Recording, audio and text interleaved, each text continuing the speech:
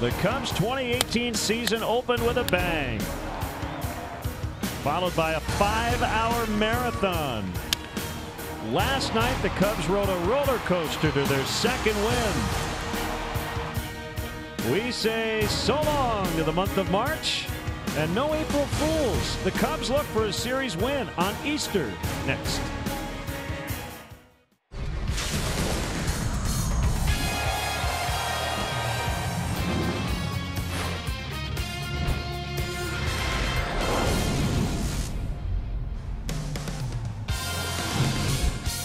Opening week of Chicago Cubs baseball on NBC Sports Chicago is presented by Humana.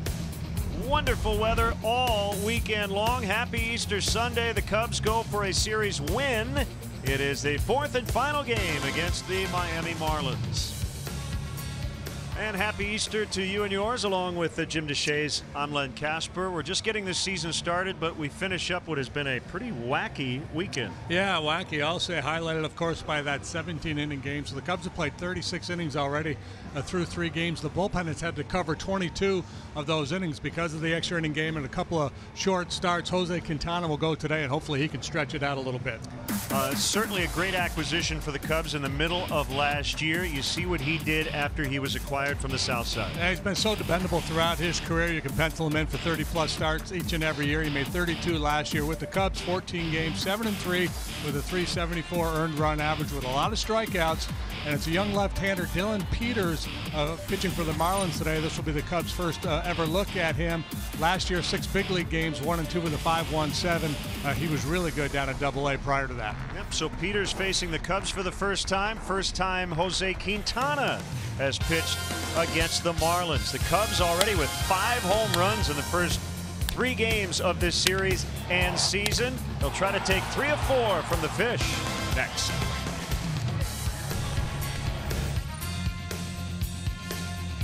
Cubs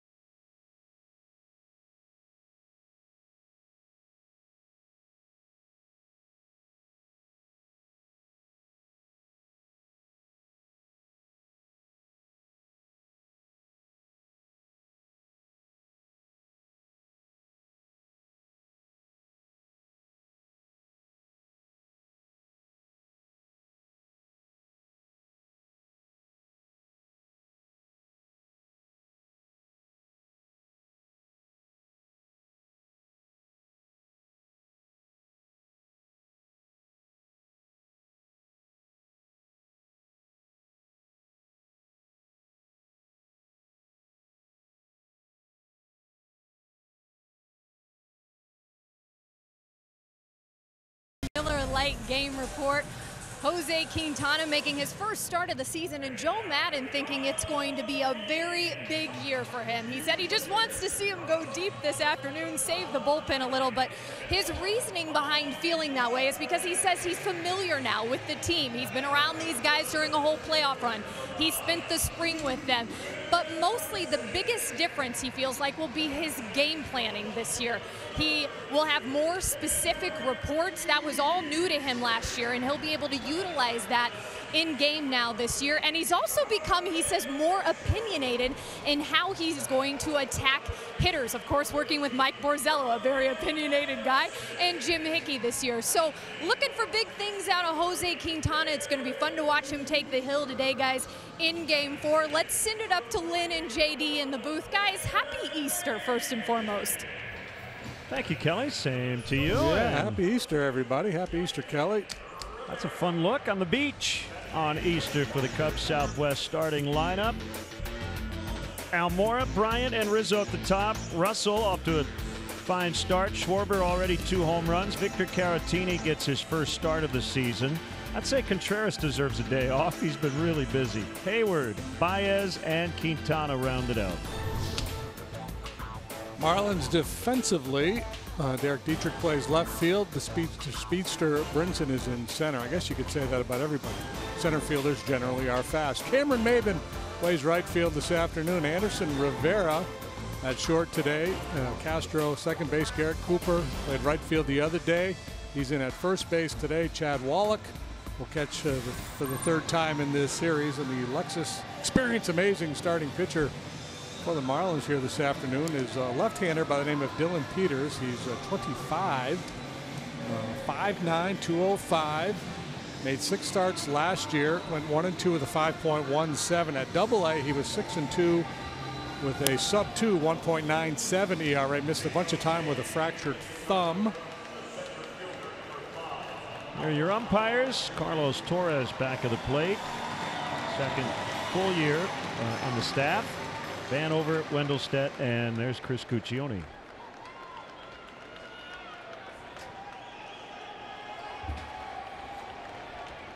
Here's Almora to start it. Roof open, lots of sunshine today. And away we go. That is a strike. The leadoff man is presented by Binny's Beverage Depot. If Almora gets a hit here, Binny's will donate $100 to the Greater Chicago Food Depository. 79 degrees. Lovely day. And Peters will sink his fastball. He'll also ride it up in the zone. Curveball is his best pitch. And he also has a changeup. 2-1 on the South Florida native. Made his major league debut last September against the Phillies, and in his very first start pitched 7 shutout innings. That is bounced foul past Brian Butterfield. Interesting crowd as we get started. It looks like the fans have kind of huddled in the shade on the first base side of the ballpark. Well, there's plenty of room to move around. Yeah. Ground ball toward the middle, not hit very hard. It's Yadiel Rivera to make the play for the first out.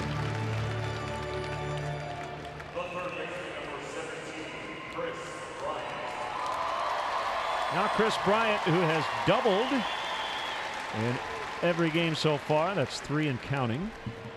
6 out of 15. That's a .400 batting average. He's added 3 walks and has knocked in 4 and scored 4 times as well. Called strike. He starts Bryant the way he started Almora, that get over curveball.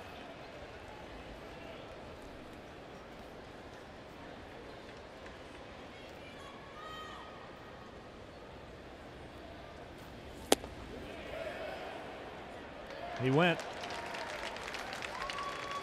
Larry Vanover made the call at first.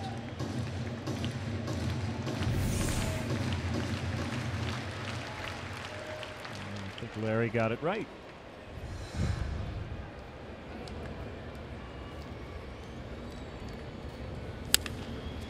Hooked foul. Oh, man. Come on, don't give up on the play. Got at least 9 innings to go to make up for it.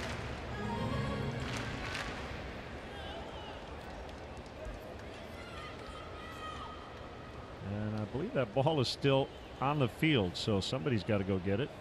Yep, and guess who's going to go get it? No, come on. Oh, that is a kangaroo court find. One of the bullpen guys had to get it.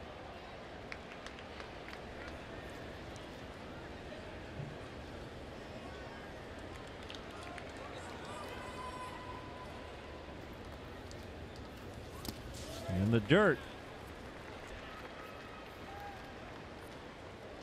In case you're wondering, the Marlins now under Derek Jeter, their grooming policy, they have to be well groomed in terms of facial hair.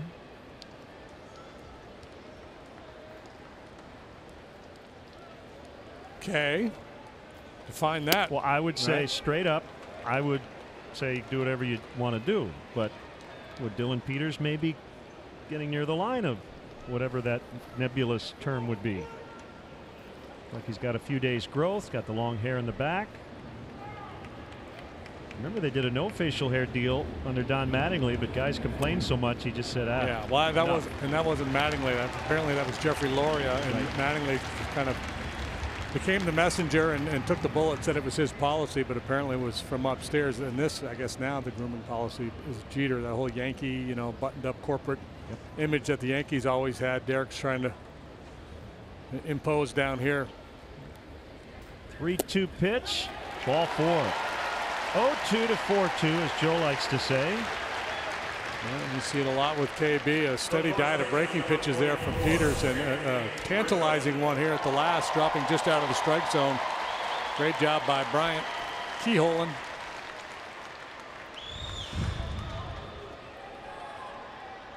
Anthony Rizzo has 2 hits in the series. One was a home run, the other big 2-run single, on which 3 runs actually scored last night in the 5th inning.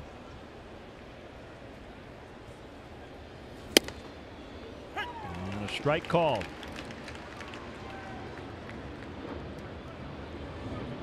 Peters doesn't really fit the prototype, does he? Only 5'9". Billy Wagner-esque in terms of his stature. Doesn't have the heater that Wagner had. Quick pitch delivery there. Looks like he'd be tough to run on. Their game notes have TBA for tomorrow night as they welcome in the Boston Red Sox for a 2-game series, but it sounds like it'll be a right-hander named Trevor Richards who will make his big league debut. 24 years old, actually from downstate Illinois.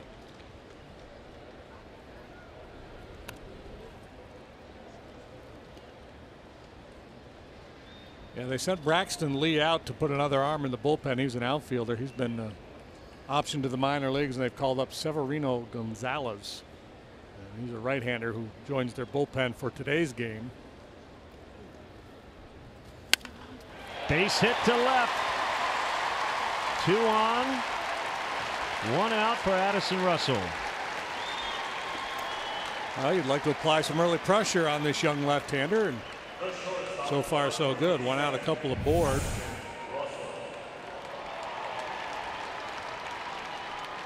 Elevated breaking ball, lined to left by Rizzo.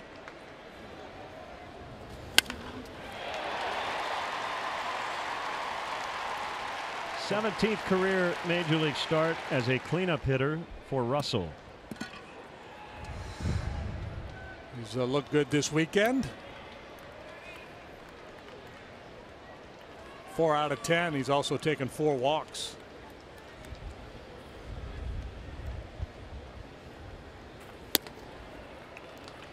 One and nothing. And we'd like to welcome all our viewers watching NBC Sports Chicago Plus on Elwood Telephone in Lost Nation, Iowa.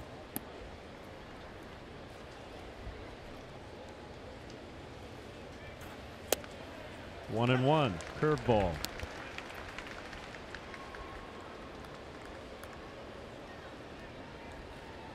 Peters is Midwesterner by birth. He's from Indianapolis. to Cathedral High School in Indy. 1-1. And then on to the University of Texas, Austin. And he was a 10th round pick in 2014. And that was after he had Tommy John surgery in college. Missed some time in the minors last year before his big league debut due to a broken left thumb.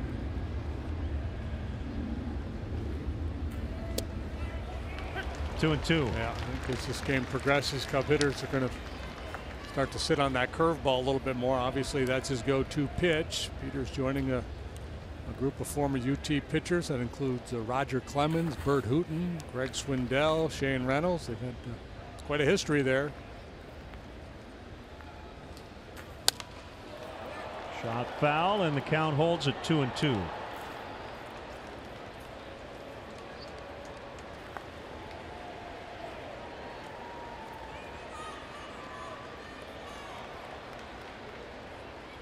Well, hook 'em horns, right? Yeah. So he took it a little literally with that big curveball. The hook.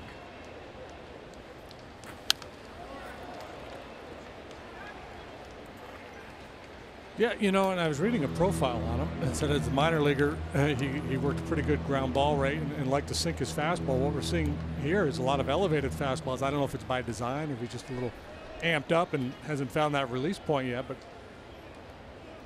looks like it's got a little life up in the zone. Line shot.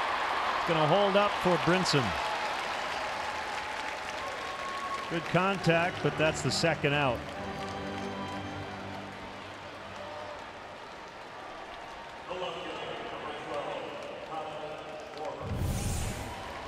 You know, one thing to consider, and every once in a while, I mentioned it last night, that the runners in scoring position note, it always seems to pop up. Just about every team feels they could be better at it, and the Cubs had struggled earlier in this series. That's an 0 for 1 with a runner in scoring position. And you wouldn't say that was a bad at bat by any stretch. The line out to the center fielder, so you got to put it in context sometimes. Yeah, the number only tells part of the story. One strike on Schwarber. He's got 3 hits in the series, all extra base hits. Center field and deep, but it's going to be caught. Brinson on the warning track, and he'll grab his bat and lead off against Jose Quintana when we return.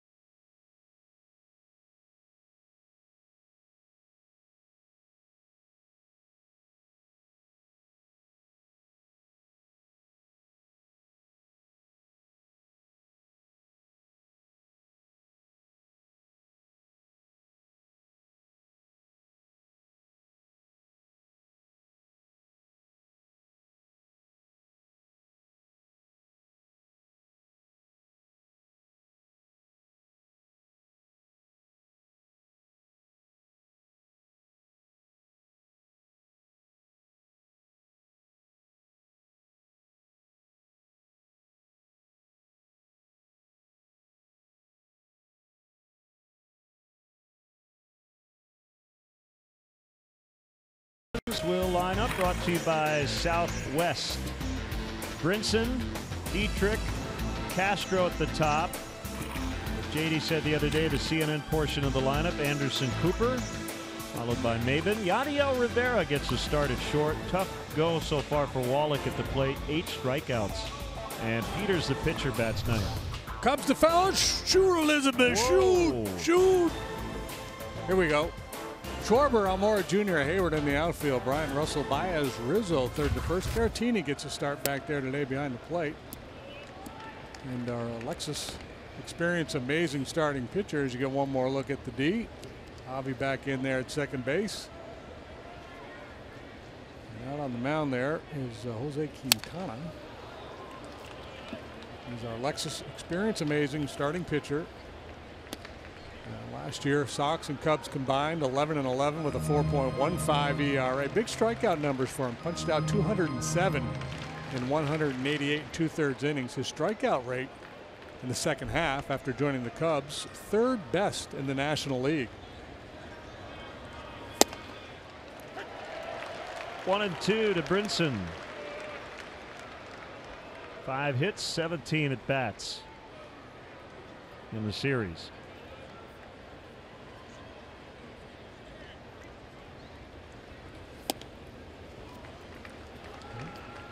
Working down and away on Brinson. He's got command of 3 pitches. Good heater. He likes to cut it in on the hands of a right-handed hitter, but he works both sides of the plate well with that pitch. Curveball and a change. 2-2. Line foul. And last year after joining the Cubs, he started to mix in this 2-seam sinking fastball more than the 4-seamer. And you know, I talked about the spike in the strikeout numbers. It's kind of counterintuitive because typically if you're throwing sinkers, that's more of a pitch to contact pitch.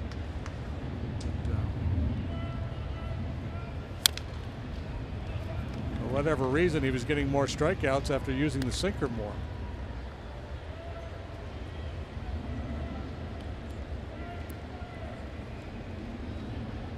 Dietrich and Castro to follow. First time Jose has ever faced the Marlins.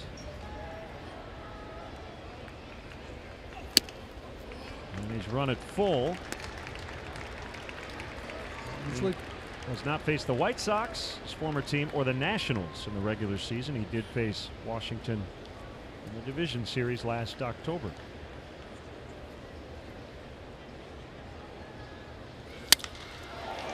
On a bounce, nice backhand pick by Baez. And oh, by the way, the error he was charged with in the 10th inning last night, that was changed to a hit.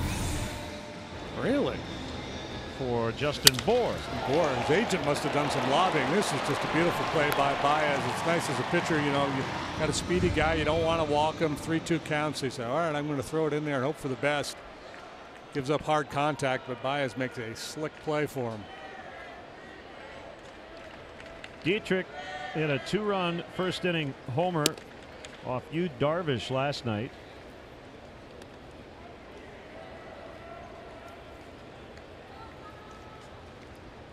He's the only left-handed bat in there today against Quintana. Foul pop-up out of play. Oh, nice grab. Boy, there's a guy, that young man, he had his glove on. He was in the aisle, free and clear. Nobody competing against him. So in the game of 500, he leads 100-0. That's solid. Yeah, good range, good concentration.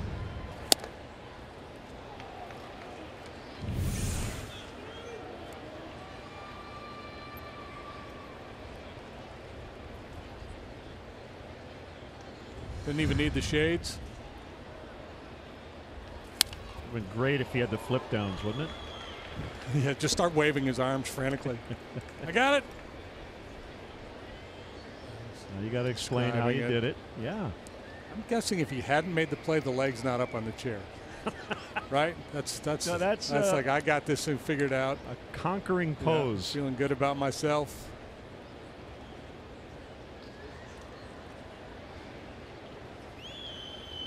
Two, and we'll try it again.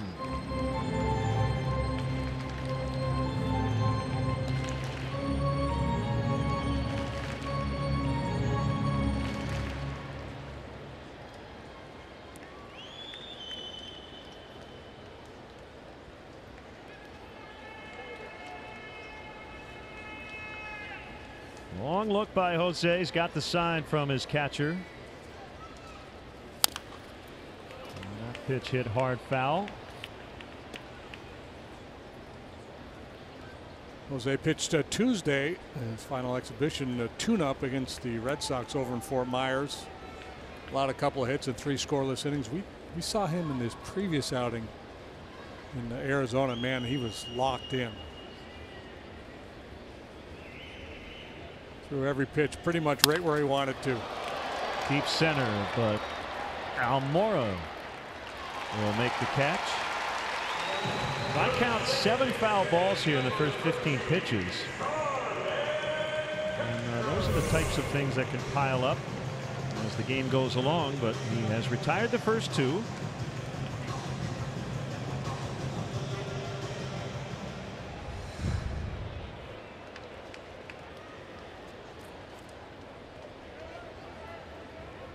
Starlin Castro now, he's a home run away from 100 in his career. He's 1 RBI shy of 500.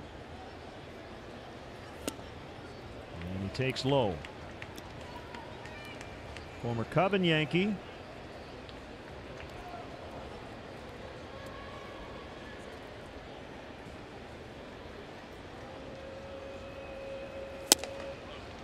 Not many people expect the Marlins to be very good this year after they traded away 4 everyday position players, their whole outfield, and D. Gordon. And after all that happened, there was some talk that JT Realmuto might not want to hang around. He's still here, although he's on the DL. There's a comment from Dan Straley, who's on the DL, about Christian Yelich and those guys. He said, yeah, that was a weird comment. Yeah. And so I do think internally in this clubhouse, there's a little bit of an us against the world thing going on. Yeah, there probably is, but they're probably going to lose about 100 games because in actuality, in the second half, they should actually get worse, right? If they're in this tear-down rebuild, they should trade Realmuto. They should try to trade Castro and Bohr. Try to get prospects. The farm system is still a little lean, and this is their opportunity now to kind of pump some talent into their minor league system. Now, whether you agree with the teardown or not, what really matters for Derek Jeter and this group going forward, right, is what happens now. I mean, I don't think I agree with what they've done. I think they had a really good core here, and had they added some pitching, they would have been able to compete for a playoff spot probably this year. But they had their reasons for doing it. Maybe it had to do with payroll, with the sale of the club, maybe to make it more attractive to Bruce Sherman, who bought it. I don't know all of that, but again, having said that, they've done what they've done, so you might as well go all in. Burn the house down and rebuild. Castro, by the way, has walked 4 times in the series. As we mentioned the other night, his career high in a single season is 37. So we'll see if that continues.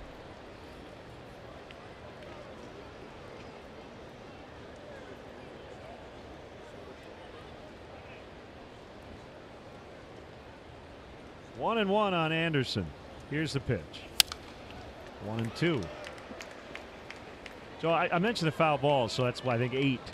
Is that a sign of anything? Can it just be a random thing when you're not maybe putting guys away? Yeah, we talked earlier about Quintana using the sinker a little bit more last year after he joined the Cubs. That's a put the pitch in play kind of pitch for him.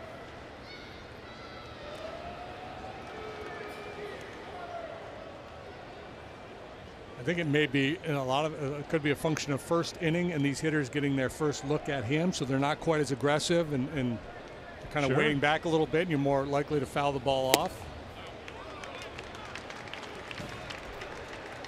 Quintana usually very good at first pitch strikes, better than 2/3 of the time last year. Only Clayton Kershaw threw first pitch strikes more often than Jose.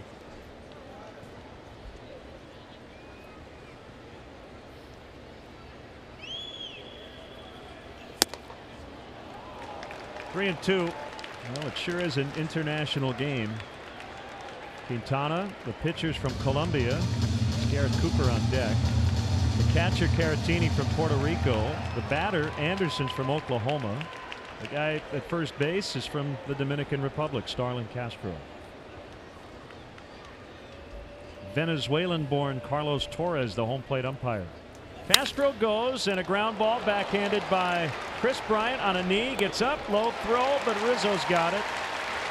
2-out walk, no damage done. After an inning, 0-0.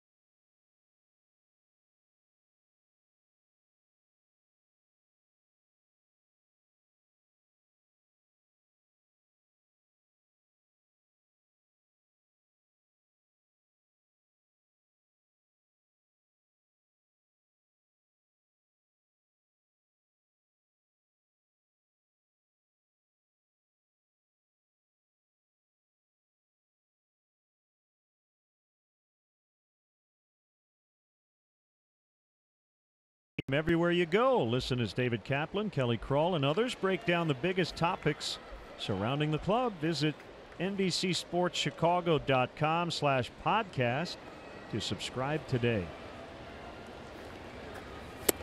The catcher, Victor Caratini, swings and misses. First start of the season, 0 for 3, a walk, and a run in the series.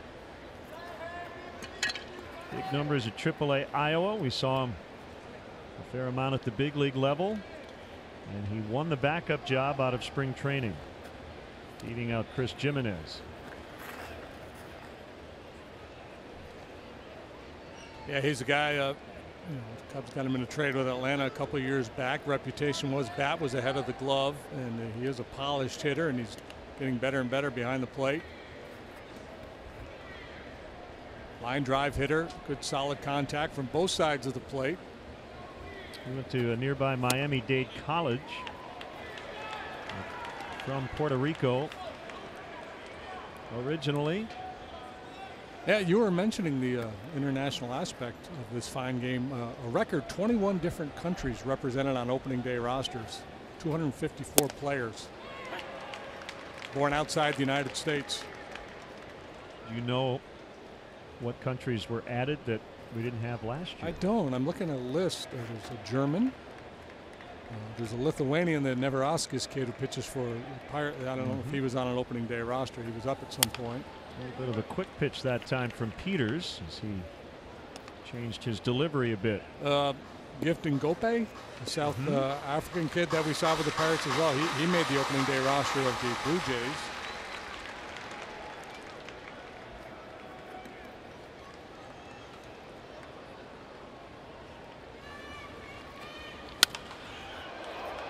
Fly to right field, and Cameron Maben looks it in.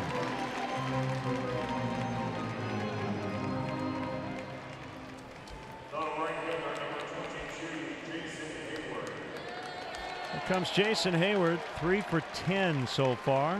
2 hits last night. Go ahead sac fly as well.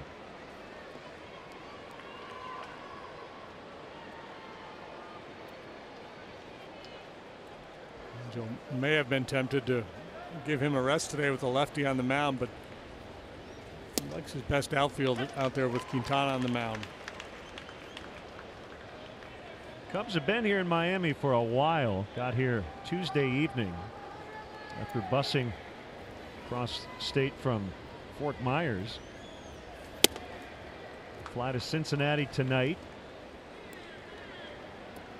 Get a day back home on Wednesday, the off day, and then up to Milwaukee for a 4-gamer starting Thursday.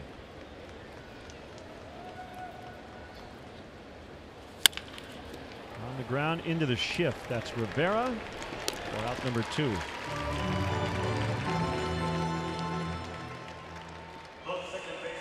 Time for our Xfinity speed replay. Javier Baez with a glove, with the arm. Fun to watch. Yeah, he's turned a couple of very impressive double plays in this series. Look at that one. He's got no chance to get anything going on that throw other than posting and just letting it fly. And that's a real difference maker for Baez. Got a much stronger arm than the average major league second baseman.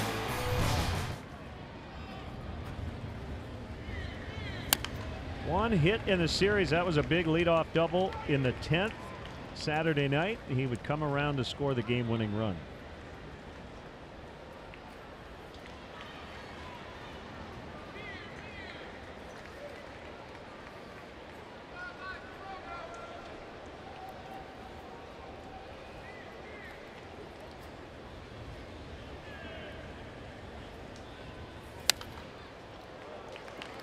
Fouled off, and it's 0-2.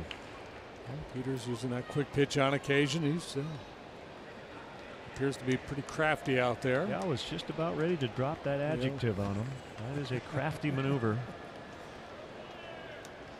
Resourceful. Hesitation there. Tomahawk to right. Diving catch by Maben on the warning track.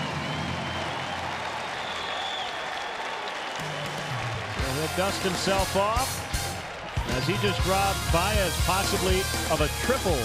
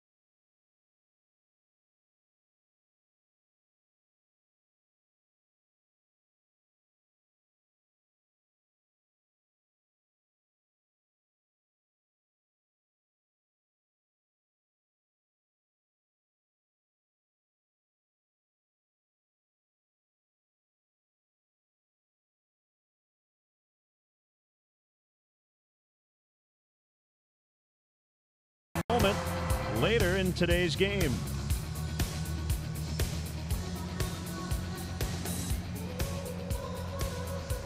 Tons of Cub fans in South Florida for this season opening set. Win today, it's 3 out of 4 and off to Cincy.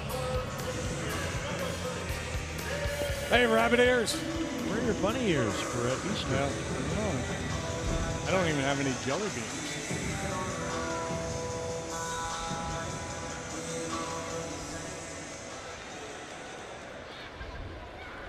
Bottom 2, it's Garrett Cooper. He's playing first base. Hit by a pitch Friday. Had to leave with a right wrist bruise. He pinch hit last night. And back in the starting lineup today.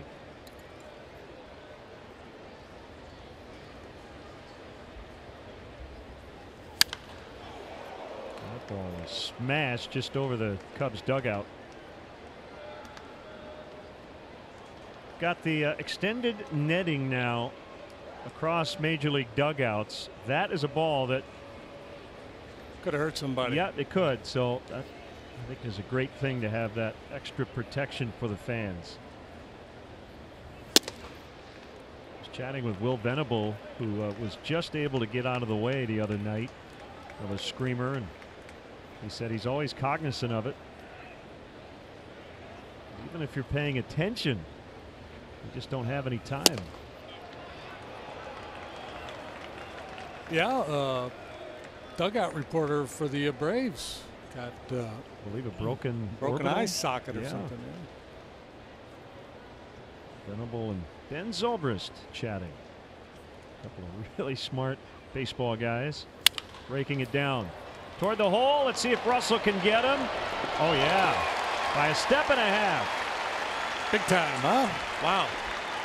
He gets there so quickly, and he gets to his feet equally as quickly. Watch this. And the thing that's really impressed me about him here in the early going is the arm is back. He struggled with his throwing last year, had some shoulder issues. But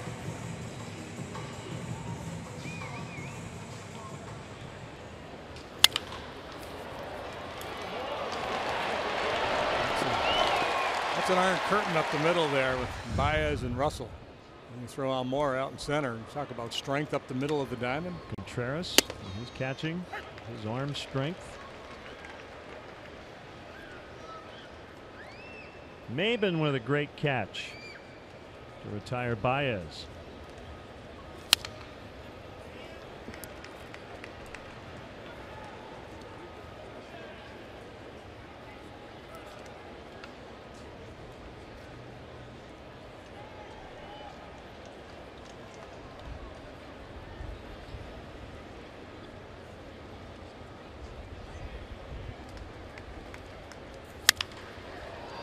High fly ball, shallow center.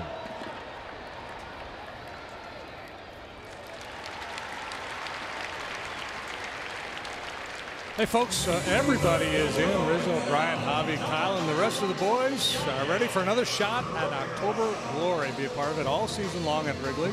Starting with opening day, a limited number of tickets are available for our home opener. It'll happen Monday, April 9th, but you better act quickly. Get your tickets now at Cubs.com. Yadiel Rivera, his first start as a Marlin. He's at short. 21st career starting assignment. The others have come with the Milwaukee Brewers.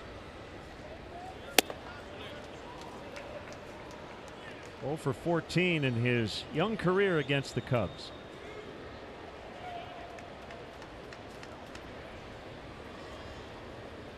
Scoreless tie, second inning.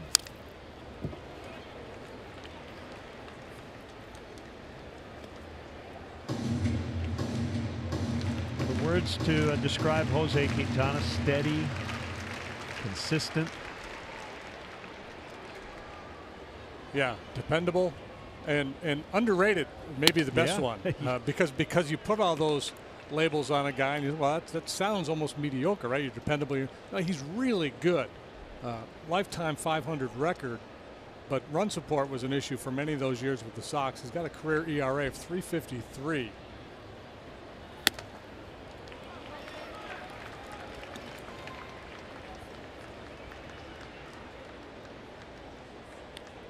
I think it's nice for him to have that postseason experience now under his belt. Pitching deep into October for the first time in his career last year. Another foul. It's funny too, because a lot of times left-handers are a little flaky. He's probably the least flaky guy you know, right? Yeah, he's almost right-handed. Well, he bats from the right side, so. He's left-handed with a right-handed personality. It's a pretty good combination, really. Bryant lets it go. And Russell gets the speedy Rivera. 1, 2, 3 go the Marlins to the third. Still no score.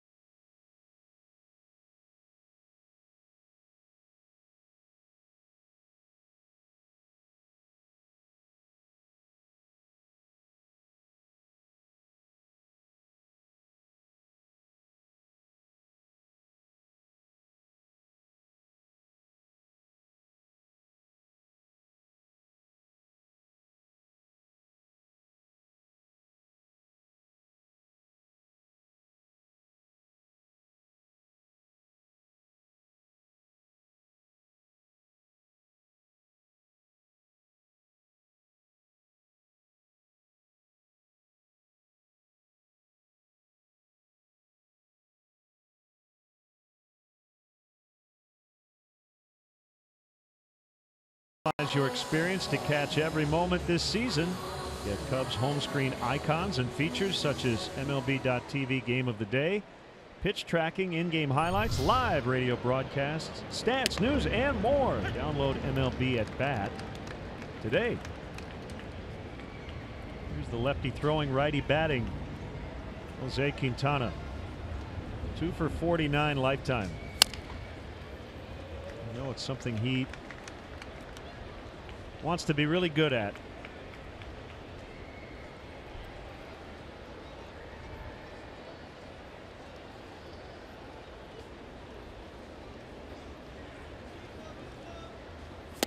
Swing and a miss. Peters notches his first strikeout.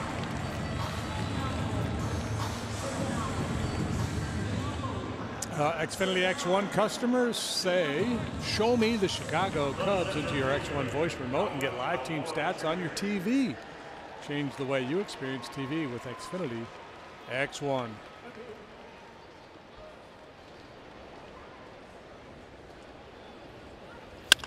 Almora into left. Rivera tried to time his leap, but he just couldn't get up there to get it.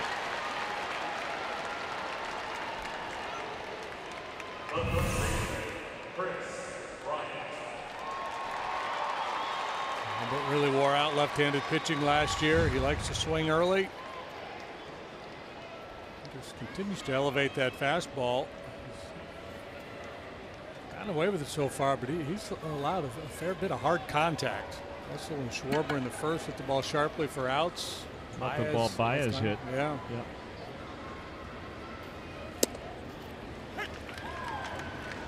Right in there on the outside to Bryant, who walked after an 0-2 start in his first plate appearance.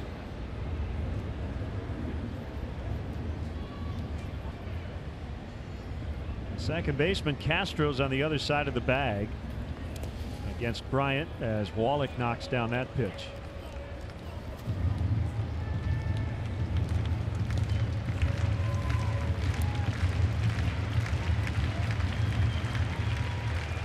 Season series will be over fairly early this year.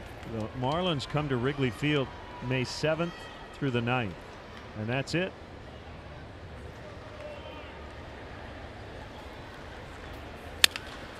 Base hit to left. Almora's going to try for third, and he's going to make it. Good read. How about that base running? Point of emphasis in spring training was be aggressive on the bases. Brian Butterfield has talked a lot to the hitters, the base runners, about getting big leads, being aggressive. And you almost never see this. And he had to freeze on the line drive. Dietrich caught flat-footed. Just assumed that Almora would stop at second base. That's good scouting right there. That's paying attention and taking advantage. That may be something they saw earlier in the series. It may be something they saw with Dietrich in the past. They say, you know, sometimes a guy will just kind of stay back. He's played a lot of infield in his career. Won't aggressively charge the ball in the outfield. Let's see if we can take an extra base.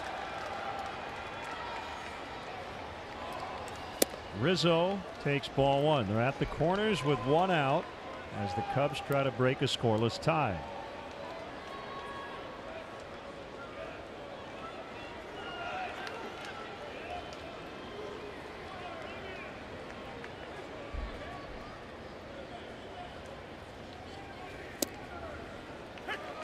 Curve for a strike, 1-1. They're thinking about a sacrifice fly.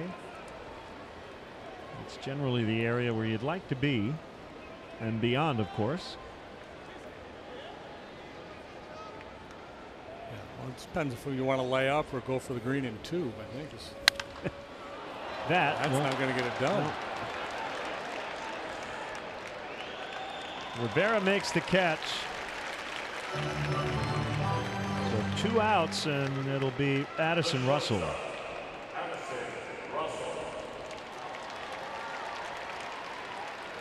Now, on the runners in scoring position note I mentioned earlier, Russell lined out first and second. The 0 for 1 here, certainly a lot different. Yeah, Anthony would be frustrated. do a little something more there. Now it's a chance for Russell to pick him up.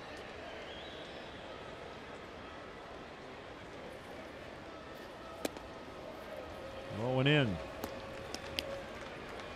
Morrow will be ready on any sort of curveball that hits the dirt. You see Kevin Pillar with a straight steal of home. He stole second, third, and home last night he for went the Blue all Jays. Ty Cobb on us. Ground ball to short, and Peters finds the escape hatch. Cubs strand a couple after back-to-back one-out hits. 0-0, third inning.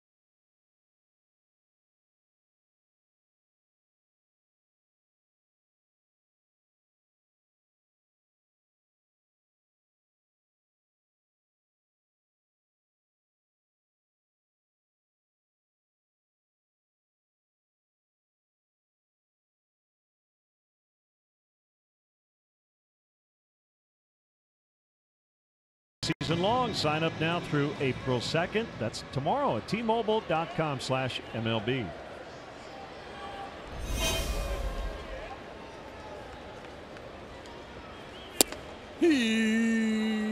Ball one. Boy, what a pretty pitch, though. Right in the corner at the knees.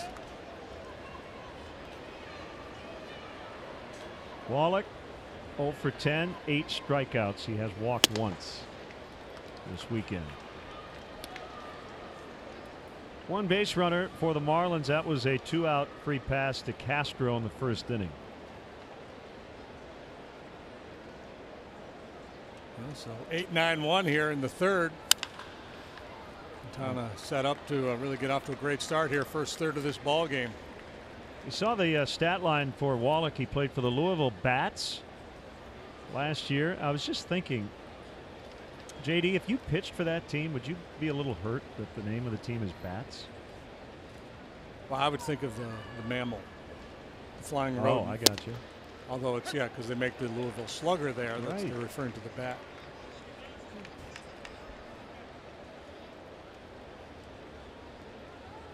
Is there a minor league team named the Gloves?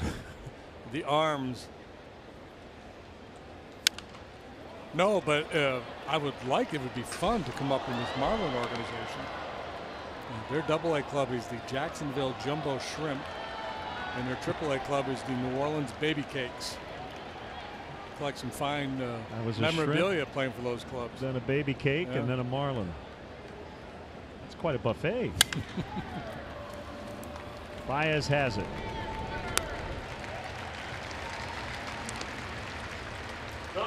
On Monday, April 9, Cubs Pirates home opener. First pitch, 120. Be one of the first 30,000 early arriving fans to take home a Cubs magnet schedule presented by Giordano's. Miss out on the Cubs home opener. It only happens once. A limited number of tickets are still available. Get yours at Cubs.com. A wide one on the pitcher Peters. 0 for 9, 8 strikeouts in the big leagues. 0 for 14 career minor league hitter.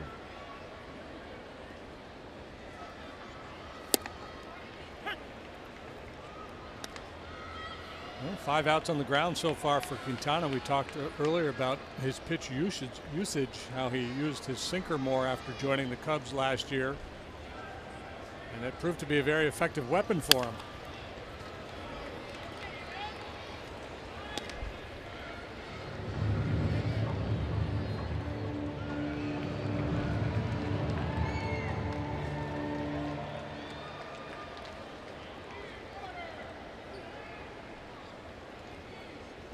He's acting like he's got some game in there. Yeah.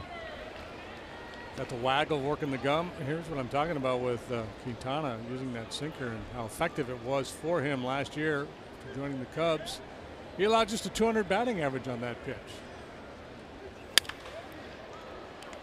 Backing up is Bryant. But Peters still like that indie rock band that their fans like, but still without a hit. A good hair flow, though. He does. He's got good bounce. And he looks the part, as you said. He was able to put a ball in play.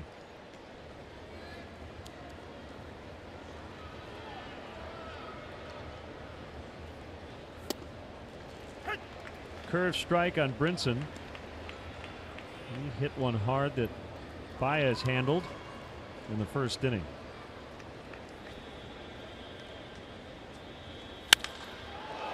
High drive, pretty well hit. Schwarber's back. He is at the wall and he makes the grab.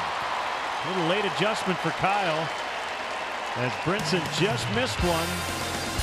3 in the books. 0-0.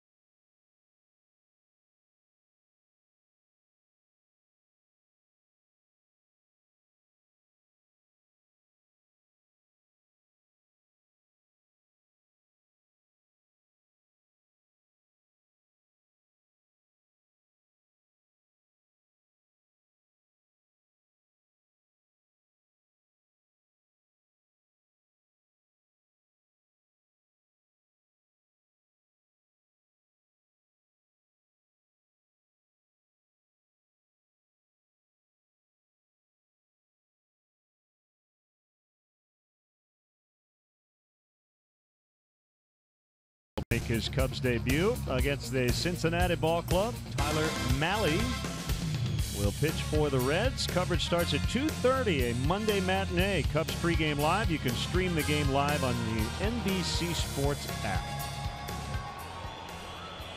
The Cubs will try to rally against Mahle. Isn't that what Ernie Banks would have said? Yeah, rally against Mahle and then have a beverage at O'Malley's in the alley after the game. Nicely done.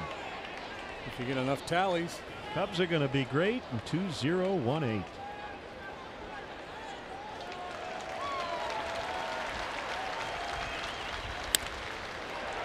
Schwarber with a base hit.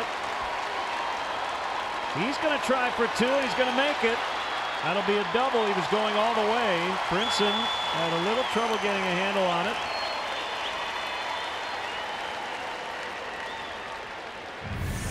Again, they haven't scored, but they're having good at-bats. They're playing a really good game of baseball here, pushing it on the bases.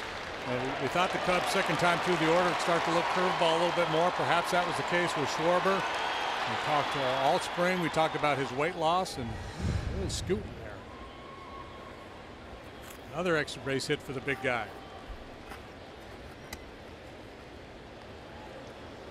And 3 shots to get him in. Starting with Caratini. And that fastball is too high.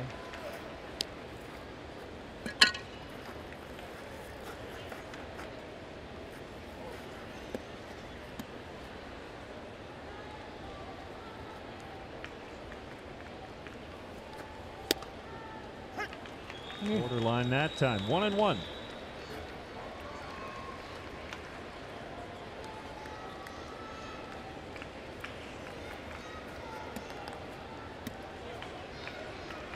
They're a good handler of the bat. Can really manipulate the bat. Looking for him to try to shoot the ball the other way.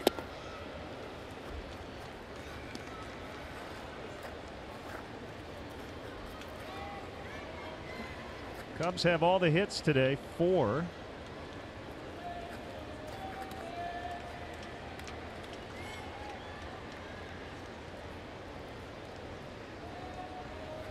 And a 2-1.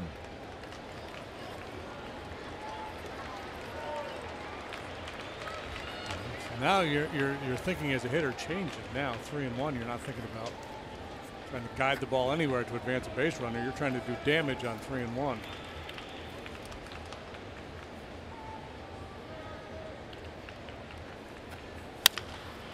Rounded to third. Anderson with a quick look at Schwarber before going across to get Caratini for a Verizon player profile. And every time we see the Reds, we know it's a date with Joey Votto, arguably the best hitter in the National League. And basically, he's had a full season of at-bats against the Cubs throughout his career. And not a big surprise that he's put up those numbers. He does that against most teams. Yeah, I think he's one of those guys. You look at those numbers and go, wow, he wears out the Cubs. But if you look at those numbers against the Pirates and the Brewers and everybody else within the division, they're probably just as good, if not better. They're going with a 4-man rotation in their outfield. Adam Duvall did not start on opening day. Jesse Winker, Billy Hamilton, Scott Schebler. Looking for their first win of the year. They've dropped the first 2 to the Nationals. Davey Martinez is 2-0 to start his managerial career with Washington. To first. And he's saved. Wow. Peters did a weird move. Yeah. He went toward the line and then up the line with Hayward. Right. Which is what you're taught to do, that to get to the line kind of belly and run up the line parallel to give the first baseman an angle, but he went way too shallow. He's got to take a more direct route to the base here. That could be huge. An infield hit for Hayward. Yeah, what he did is kind of what they used to teach it in the old school way, but as players have gotten faster, the game has had to change, and pitchers now are taught to take a much more aggressive line towards first base on that play. A great hustle, infield hit for Hayward. And the batter is Baez. And this is the key at bat here with the pitcher on deck. We saw this situation a couple times in the ball game last night. Speculating possible safety squeeze. They did not use it. This time they did. Bunt. And they got Schwarber caught in a rundown, and he is tagged out, and Baez off of first, but nobody's there. So first and second with 2 outs for Quintana. Bunt was just a little too hard. Yeah, Javi was last night or 2 nights ago when he was up there to bunt. He bunted it really hard back to the mound. I got a feeling he was trying to push this one out towards second base. Missed his spot. I think he was thinking he might be able to get a base hit out of it as well as score the run. 3-2-5 to get Schwarber. And Kyle at third base, that's not a suicide squeeze, so he's waiting for the ball to get down. If he's moving with the pitch, has a better chance of scoring there.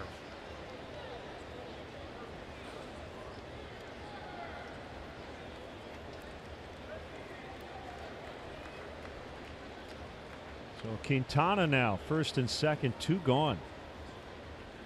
Cubs have squandered some opportunities.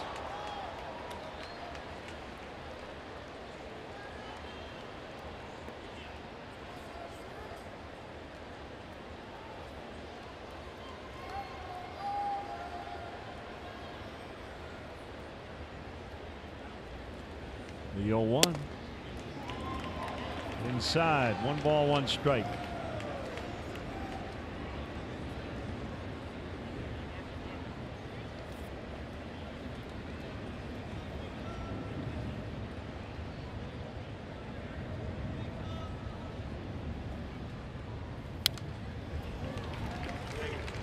He's getting his hacks in there. 1 and 2. Yeah, I think as the season goes along, he's going to prove to be fairly competent. As pitchers go, he's a good athlete. Looks like he's got a pretty good swing.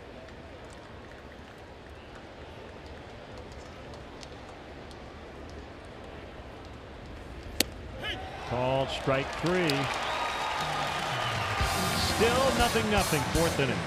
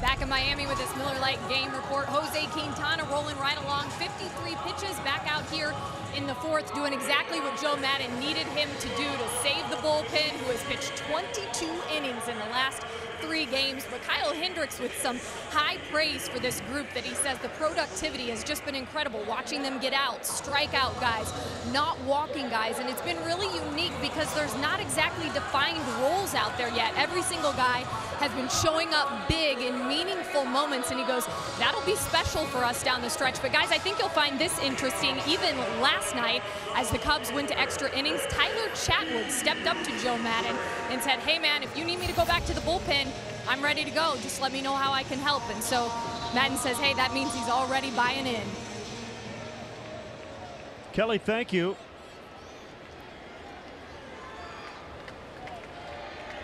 Derek Dietrich leading off in the 4th inning, swinging at the first pitch.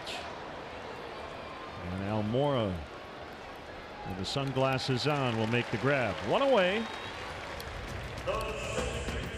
Yeah, those numbers have to reverse a little bit, and they will as time goes on.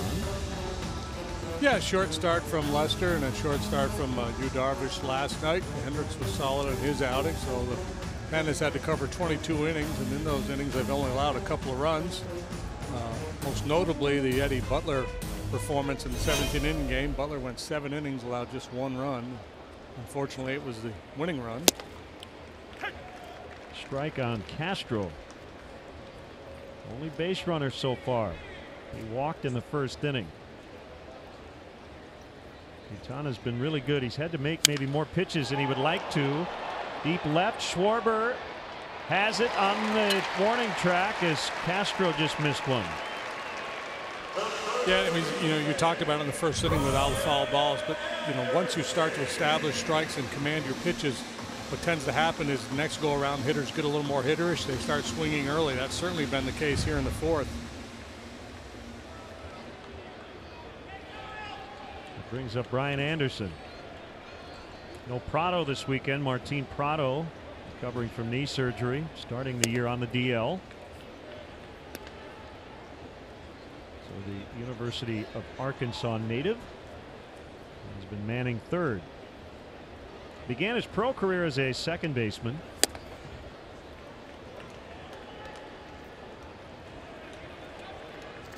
In a favorable count, 2 balls, no strikes.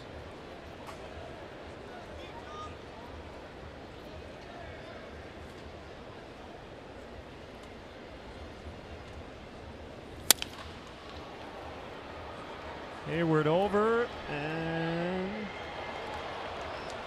he lost it. Yep, couldn't see it.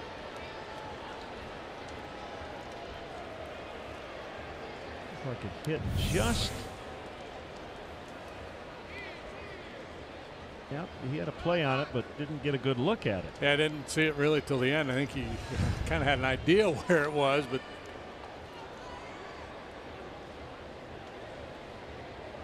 the glasses didn't help.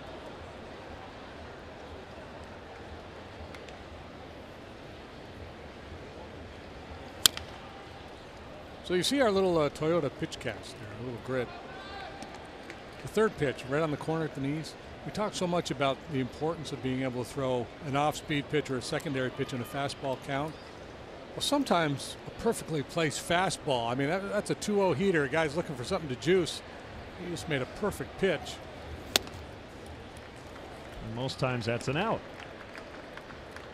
Yeah, the guy doesn't want doesn't really want to swing at that on 2-0, but guys get a little antsy too on 2-0. They're looking to swing, and you can hit a spot, you can get yourself an easy out.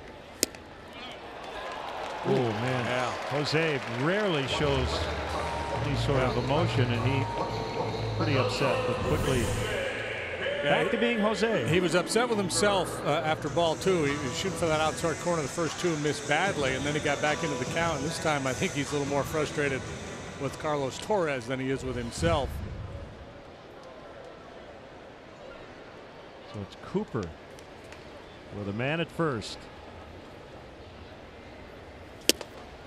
It's the second walk of the ball game for Jose. He has not struck out a batter yet.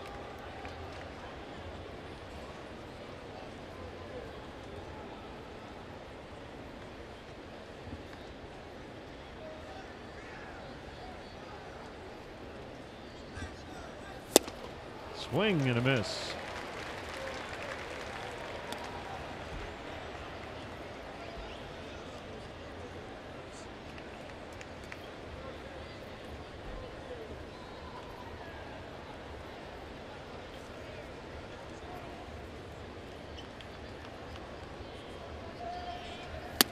And he got him. Beautiful.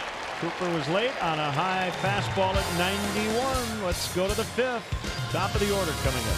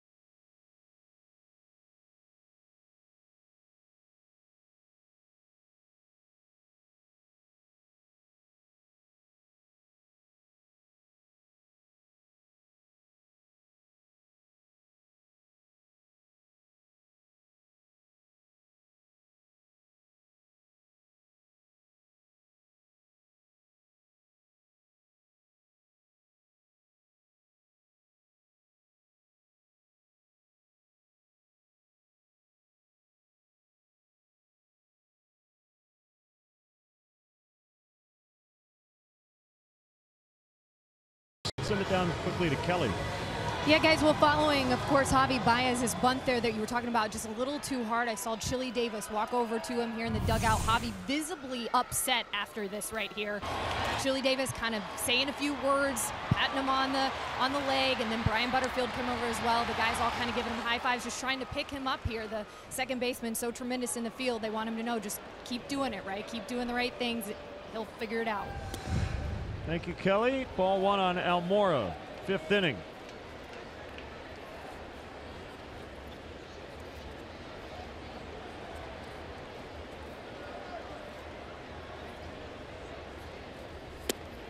Two and 0 on Albert, 1 for 2 so far today. He's in the leadoff spot. Well, let's see if Peters challenges with a heater. Last time Albert picked on a first pitch fastball, hit a bullet to left for a knock. High ball to right. On the track is Maben. And he puts it in his pocket, 1 away. Another good swing. It was up again, and just got away from Albert a little bit.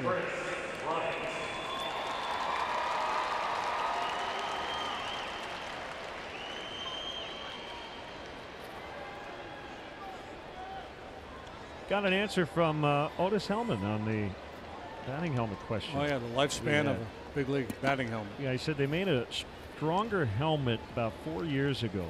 And he said they last most guys the whole season or even longer. But he said they get nicked up, sometimes chipped, and you might have to grab a new one for a guy, but he said they're very durable. Does he have guys that are superstitious that don't want to change helmets? I think Biggio had his for most of his career. I did not ask him, but we can get a little deeper into it. Yeah.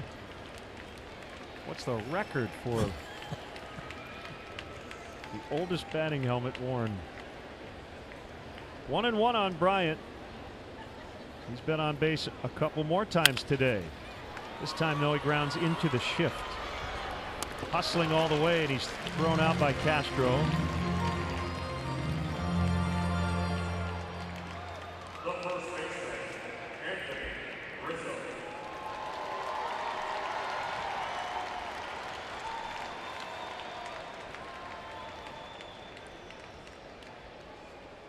Peters trying to work his second 1-2-3 inning. Did it back in the second.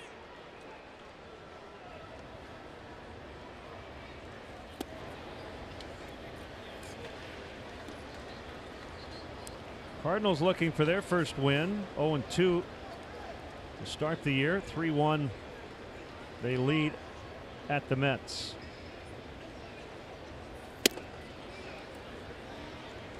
That is a Weaver-Matz pitching matchup. Molina and DeYoung have homered for St. Louis. So I believe number 2 for Yadi already.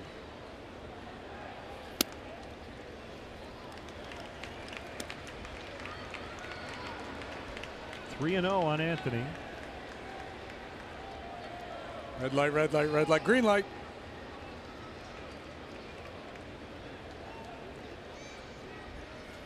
Ouch.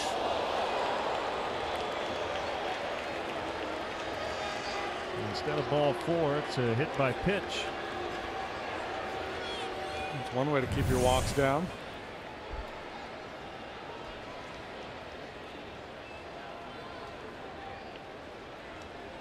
The shortstop, Addison Russell.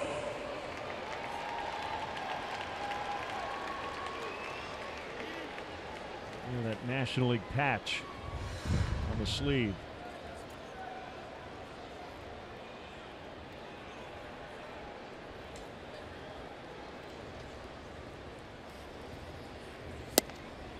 That's a strike on Russell. Rizzo's already been hit twice. Major League leading 24 last year. That's the 100th time in his career he's been hit by a pitch.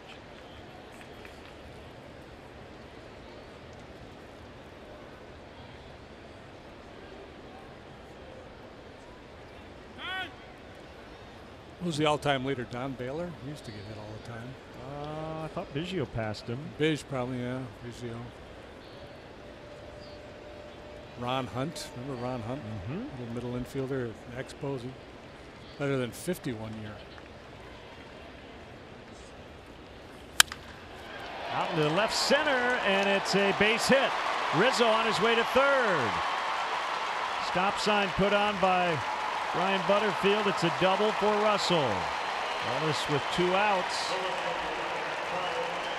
Well, second time he's hit one in that direction sharply today. First time up, he lined out to center. This time he finds a little open pasture out there in left center. Well, it has been a frustrating day so far for the Cubs in terms of opportunities not cashed in. Here's another one. It comes with 2 outs, hit batter, and now ringing double off the bat of Russell.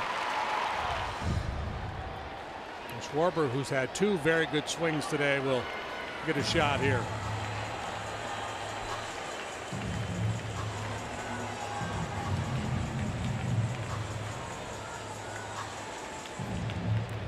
Juan Nieves, a pitching coach.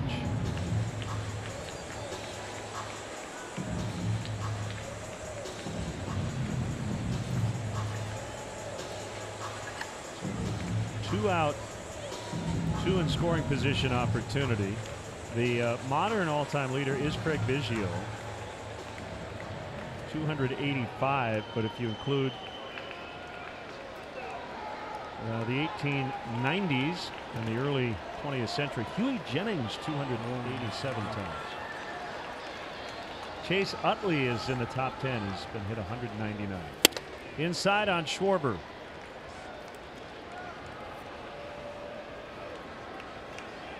Rizzo just grabbed sole possession of 86th with that 100th.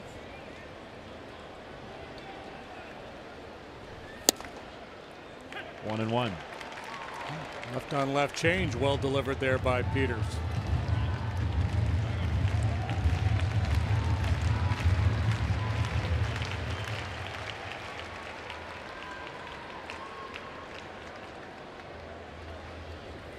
Slide step in the pitch.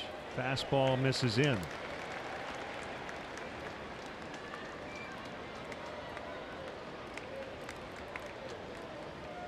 Longhorn Hoosier matchup here. Peters against Schwarber.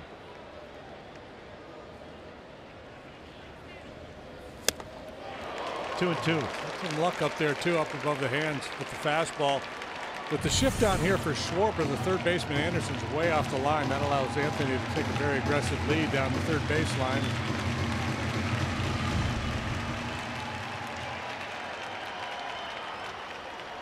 So he'll be in a good position if there's a ball in the dirt here to come home.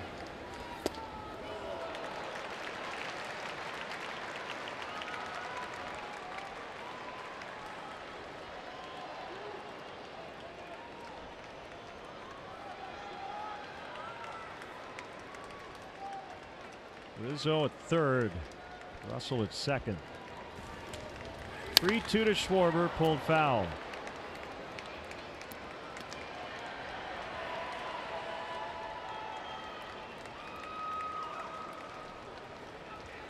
Small sample, but I would say the right field line ball boy is a little bit better player than the left field line ball boy. He has outplayed him so far this weekend. You see the shadows across the infield. Sometimes hitters will say it can be difficult to pick up spin. Ground ball to first. Peters hustling over this time, but not necessary. Cubs strand 2 more in scoring position.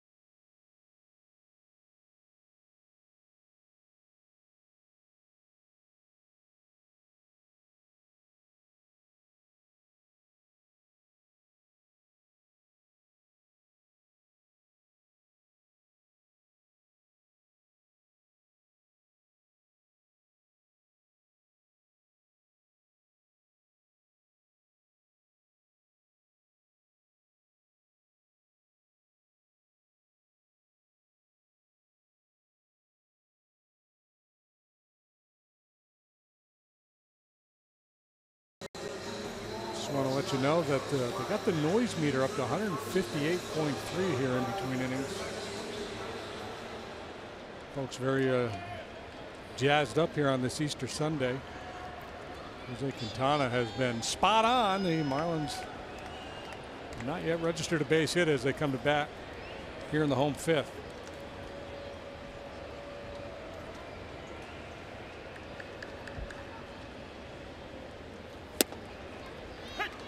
Down the middle to Maben. Occasionally it's first pitch changeup, but it's been typically a combination of that get over curveball or just a well placed fastball to start the at bats. There's their first hit. They'll rattle around in the corner as Schwarber picks up the loose change, and Maben's got a double. Third hit of the series. First hit, second base runner. First one came with 2 outs when Castro walked, so this is obviously their best chance to get something done. Lead double for Maben. The good news for Quintana and the Cubs are at the bottom of the batting order.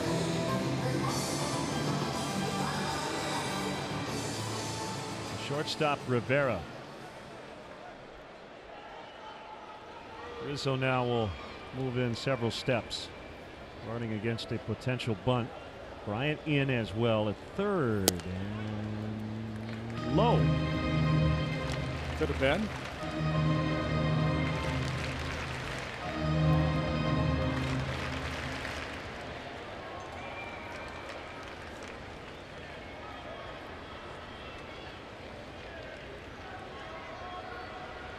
Kick and a pitch. Down again. Rivera came into this season with a lifetime batting average of 183 at the major league level, 82 at bats. These all came with Milwaukee prior to this year. Lifetime 240 hitter as a minor leaguer, so he's a glove man.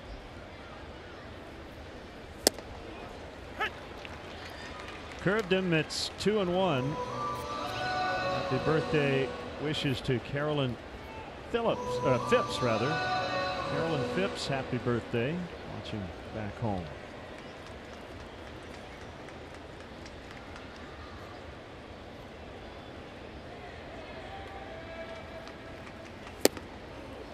Three balls and a strike. She shares a birthday with Hall of Famer Phil Niekro. April 1st.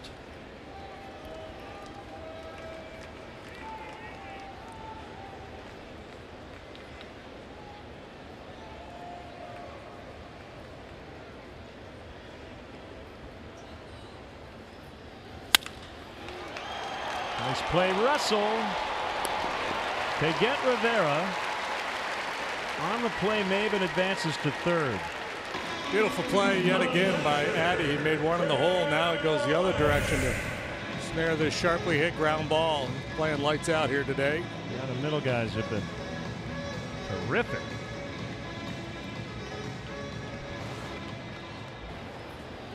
I said that double was their second base runner, actually their third. Quintana's issued 2 walks today, and there's the play again from Russell. Scoreless game in the 5th. Infield comes in here with Wallach up and the pitcher on deck. Wallach has not made a lot of contact in the series. This time he does, and the Marlins have the lead. That's his first hit of the season. He had been 0 for 11 with 8 strikeouts. Yeah, so you figure he'd be looking to swing early. Good approach with the infield in, slashing it the other way. Quiet with the lower body. Ironic, the Cubs have had all these chances, and Marlins just getting their first, now second hit, and they're on the board. Anthony's getting his non-first baseman's mitt, as I think Baez is going to play over near the bag. Yeah, this is like that hockey game where your goalie is really into it, and he's shutting out a team even though they've got 30 shots, and then you score on your 6th shot of the game.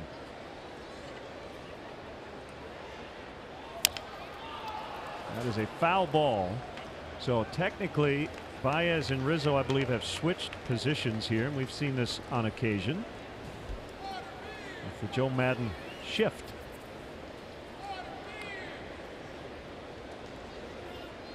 I call it the Joe shift because I don't know if there's another team that does this. Yeah, and this is all about Anthony being a left-handed thrower. I mean, you could leave Anthony at first and just have Javi come in, but Anthony being a left-handed thrower, he's better positioned to make that play. There's the bunt. Quintana's got to field it. So that'll go 1-3.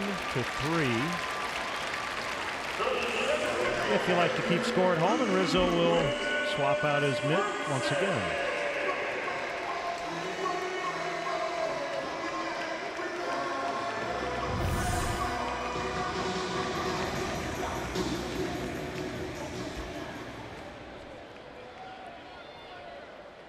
Don Mattingly played some third base, maybe some second base under Lou Piniella. He's a left-handed thrower.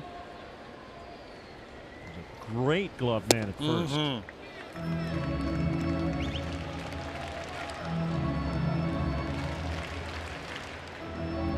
Yeah, they had two of them in New York with Mattingly at first in the Bronx and Keith Hernandez with the Mets.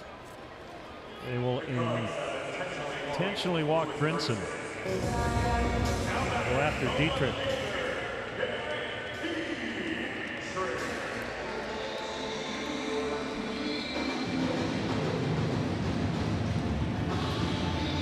I think that's just a product of the frustration and not being able to score here this afternoon. I don't think you normally see Joe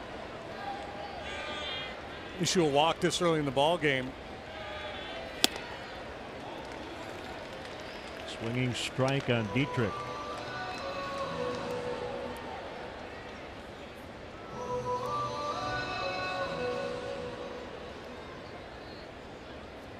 Marlins have struck first. And the RBI single from Chad Wallach.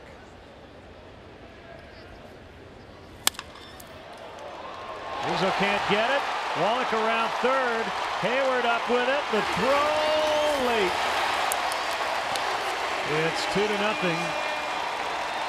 So Dietrich makes the Cubs pay for that Brinson intentional walk.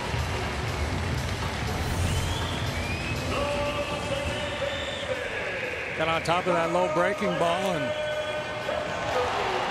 squirted it through the hole over the glove of Anthony there. Kind of an awkward hop. Not particularly fast, but in this case, fast enough.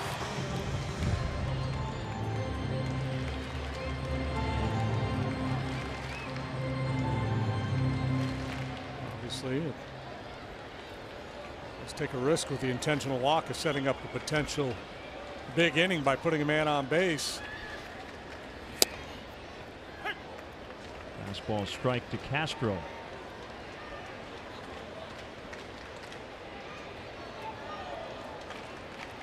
Brinson's had a nice weekend, hit a deep drive to left field last time up, and no doubt that influenced Joe's decision making there.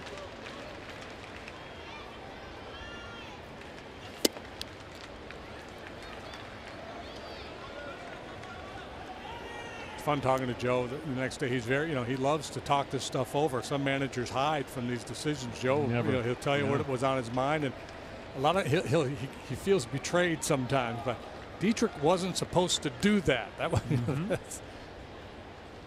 everything about our information, the matchup. Just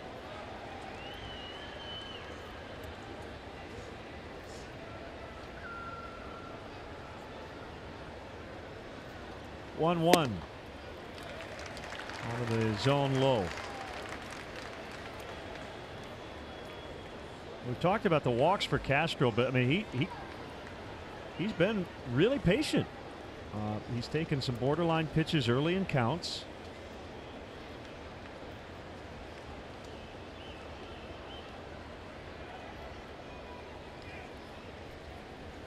And you know what, JD? I think part of it is Starlin understands his presence in this lineup, right? And that teams are probably going to try to work around him a little bit. And if he accepts his walks, he's going to blow past his career high pretty early, I think.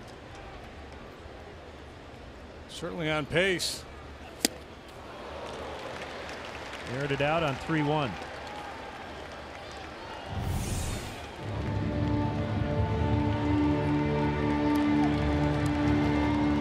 Now, when push comes to shove, right? Here's the moment. 3-2 with 2 outs.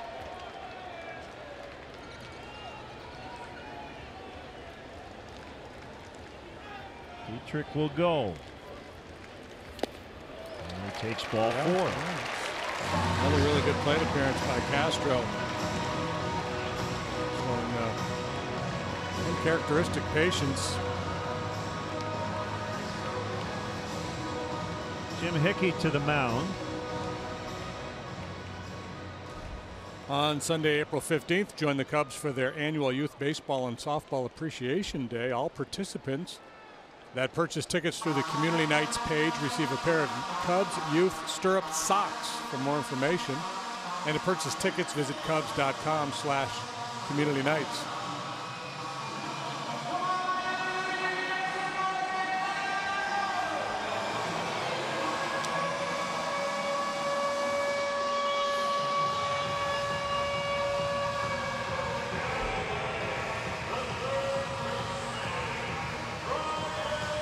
Anderson's had a good series. For one of the walk so far today.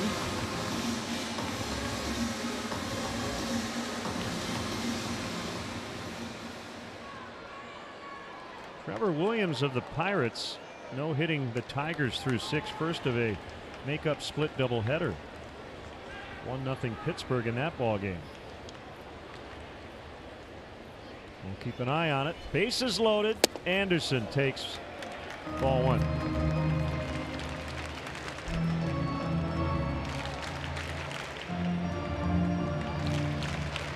Too cold in KC, so the White Sox and Royals postponed.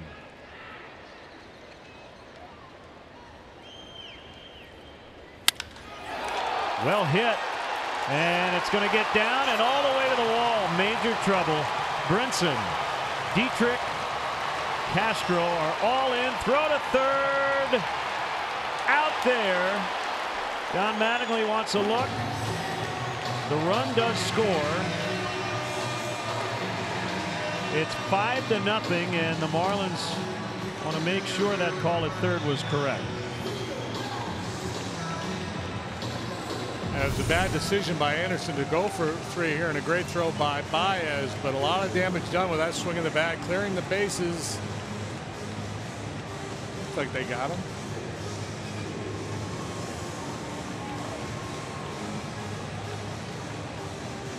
It will be challenged by Don Mattingly.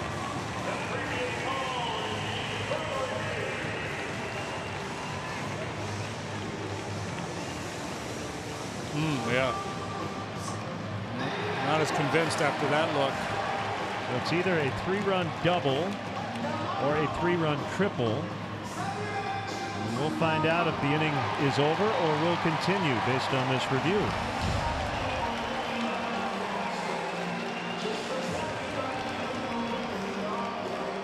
This inning has just crazy, right? I mean, Quintana in complete control of this ball game. The Cubs had all the scoring chances, continued to be frustrated.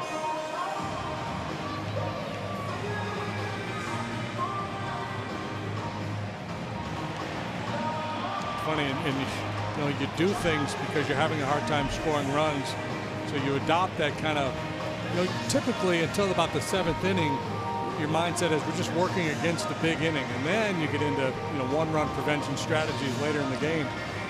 But here in the 5th, Joe adopting that infield in with Maben on third, intentional walk issued to Brinson, and both those things backfires. Wallach delivers the hit. Brinson comes around to score.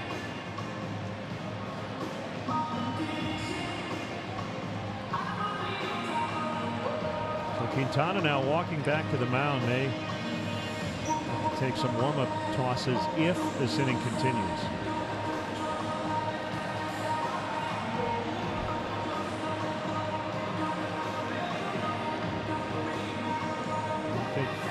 After he just saw the scoreboard, he's thinking it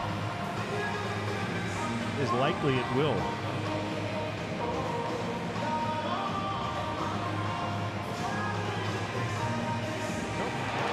Just as he was going to take a warm-up toss, they uphold the call. But it's 5-0 Marlins after 5.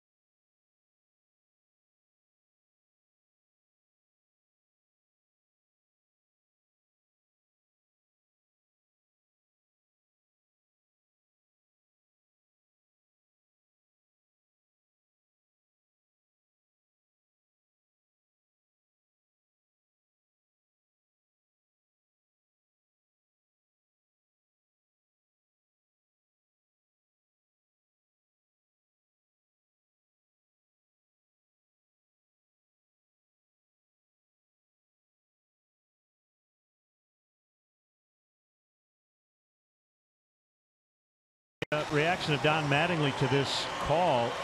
He was livid in the dugout after they upheld the call at third. We had multiple looks at it, and it was really difficult to tell one way or another that the call on the field was out. So that's what they determined. I would imagine if his call stands, would probably be the decision.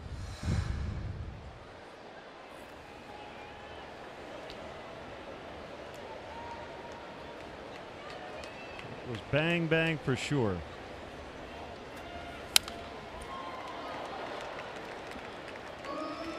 Gil Rojas now playing first base.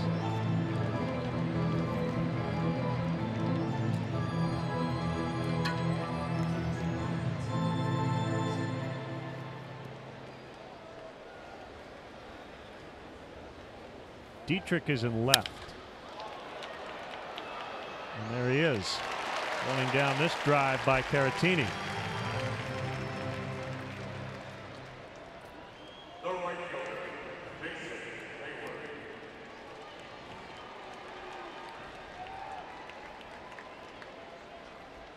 You can follow our Cubs insiders on NBCSportsChicago.com, presented by Nationwide agent Jeff Vukovich. Go to jeffvuk.com or follow him on social media. Nationwide is on your side.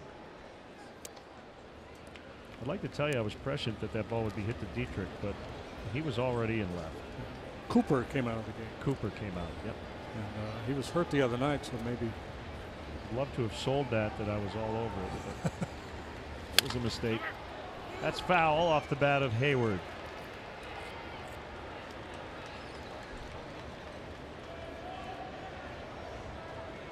Well, game was taking a crazy turn.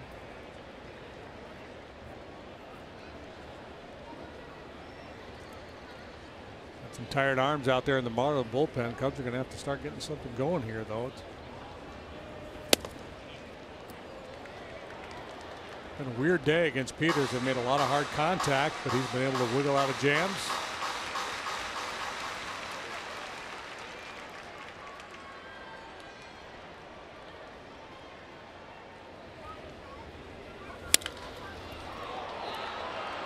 Right center on the move, Maben, and I think Brinson caught it right in front of him. They avoid what could have been a nasty collision. Yeah, it was right there in that tweener zone where neither guy could really take charge so that the other could back off. Brinson stays up, Maben goes down, and all's well that ends well for the Marlins.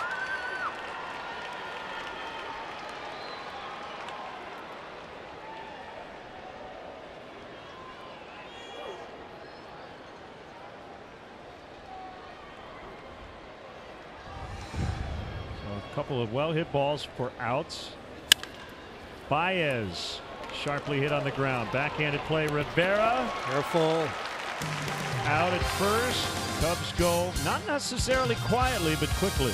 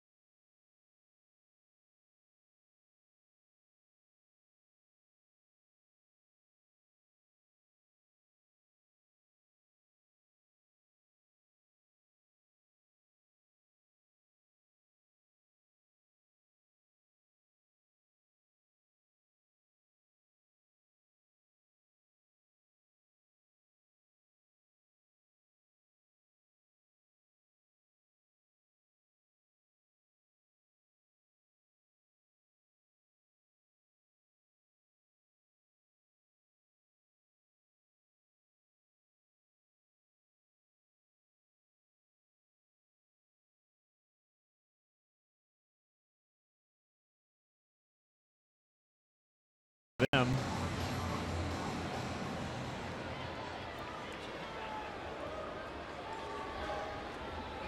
And it is Miguel Rojas who won the game Friday night in the 17th inning. And a strike for the Marlins now first baseman.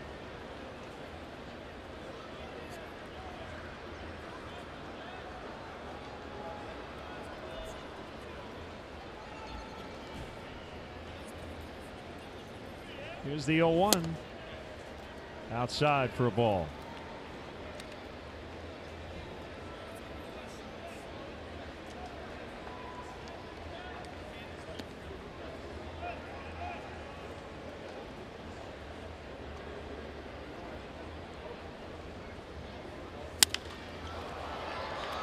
Schwarber and left.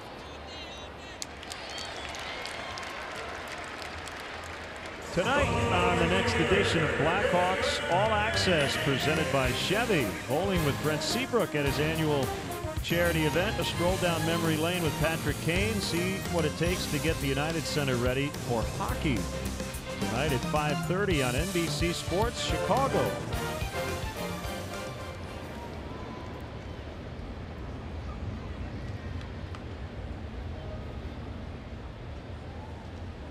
Maben has had an impact for sure today with his defense, and then the leadoff double sparking the 5-run outburst in the 5th inning.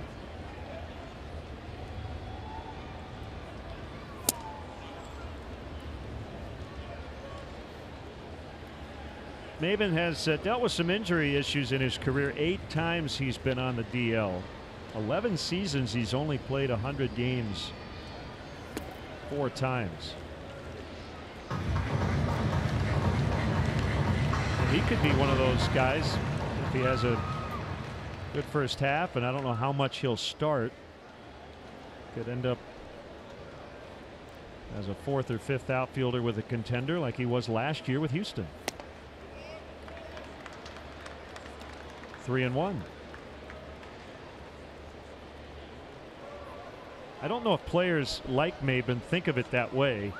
I think guys are looking for a spot where they can get playing time when they hook on with a big league team. But if you're a guy like Maben, you think, man, maybe I'll just do what I did last year. With a couple of teams win a World Series. Yeah, ring. yeah. You never know. Could be a mercenary.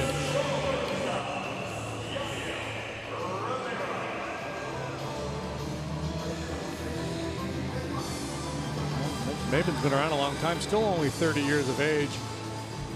I think at this stage of his career, he'd prefer to have playing time, trying to establish value as a guy who, could command some regular playing time.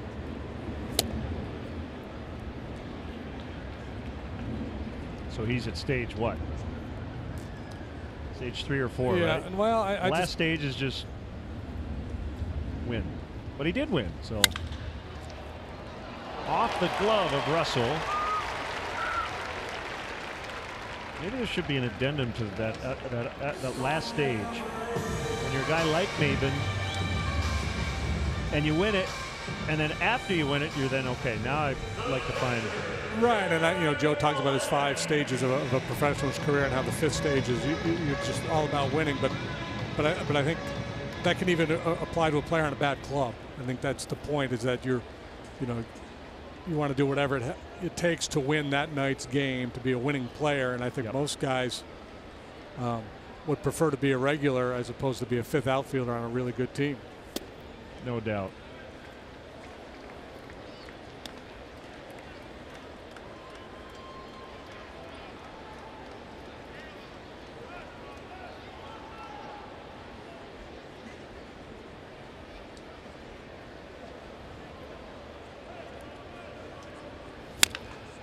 Wallach, you'd have to say the hit of the game so far, right? A guy who was hitless in the series, and he gave them the lead with that opposite field single in the 5th. Yeah, Maven doubled, went to 3rd on the ground out by Rivera. Infield was pulled in, and you could tell Wallach was just trying to be real simple, just drop the head on the ball and hit a line drive the other way.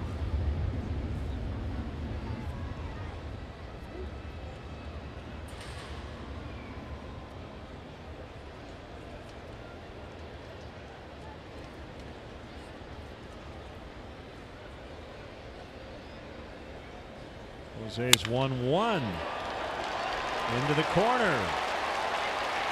Rivera toward 3rd. Freddie Gonzalez will stop him there. So Wallach with hits in his last 2 at bats.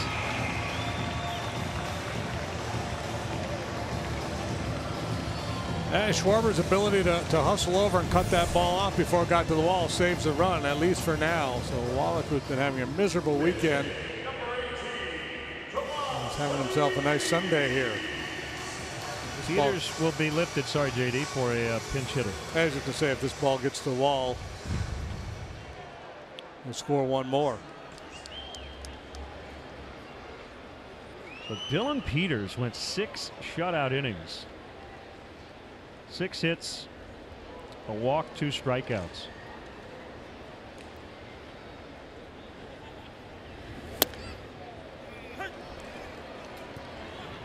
He looks for his 2nd major league win. That's Drew Steckenrider.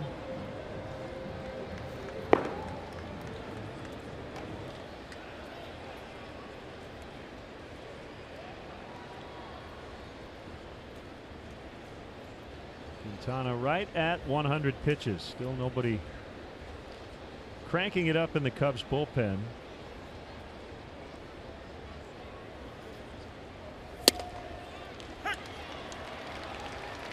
Oh, 0-2.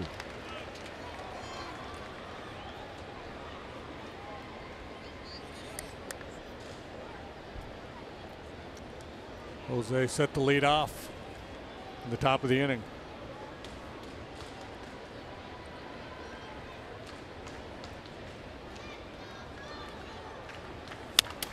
In on the hands, and I believe the backswing might have caught Caratini.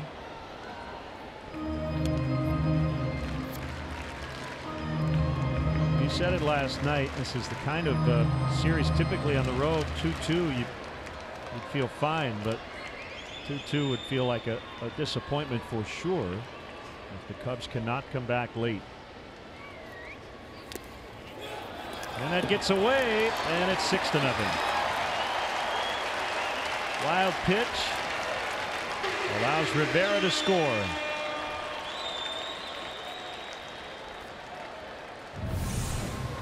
Just faulty technique there by Victor. He's got to get the glove out of the way, use his chest protector just to smother that ball and keep it in front. And especially when you're calling for the curveball, you know there's a good chance it's going to be down around the dirt. That's part of his development back there.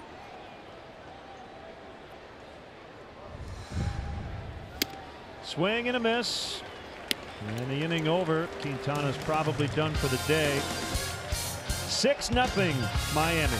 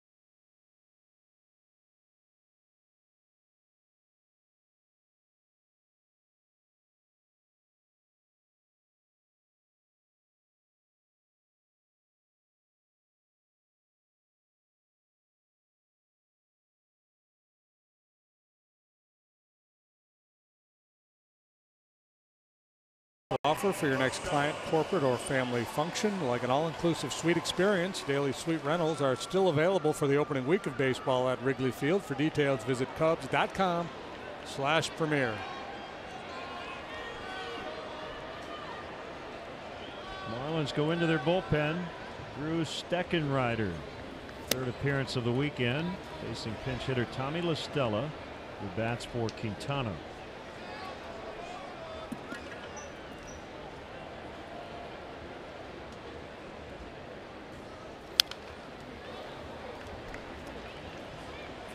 It was a weird game for Quintana. I thought he really threw the ball well.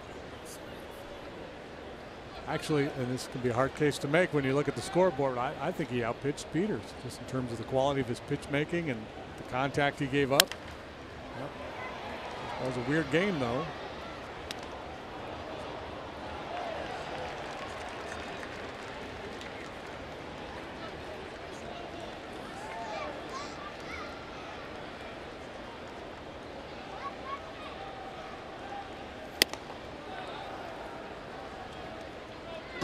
Balls, 2 strikes on La Stella.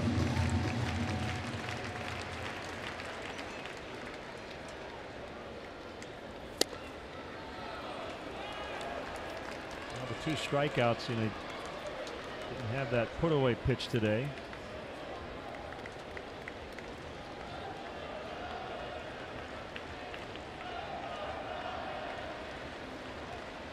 The 3-2. Softly served and a base hit. Well, we have some special guests in the ballpark. Kelly Crawl, your family is here. Tell us who's here today. They did. They came over from Fort Myers. This is my dad, Bob, in the Cubs hat, my cousin Alex, my Aunt Sharon, and my Aunt Vicky, all from my dad's side of the family. And look they got to sit right next to me. They're rooting for the Cubs, hoping for some runs here, guys. They grew up in Indiana, so Cubs fans. Pretty cool to have them here on Easter weekend with me. They must know somebody. They've got good seats. Almora in the air. Maben will make the catch.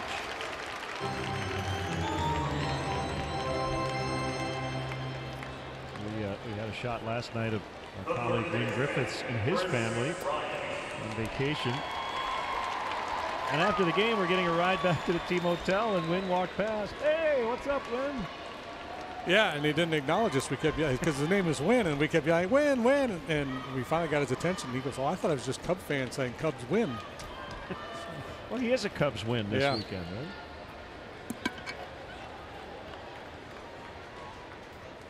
Bryant cuts and misses.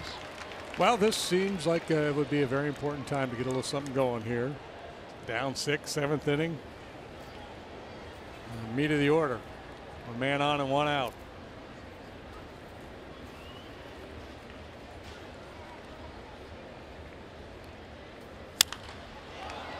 High fly ball to left, and it is hooking foul. Sticking Riders. What he hopes will be his first full season as a big leaguer. He came up last year, pitched well. 37 times he pitched, 34 2/3 innings, a 2.34 ERA. Those fastballs and sliders.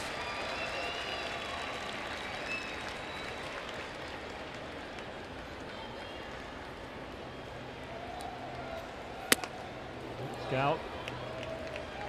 1-2. Trying a little action in on the hands, a lively fastball. Chris has been pulling the ball in this series. A number of balls right down the line sharply. Called strike 3.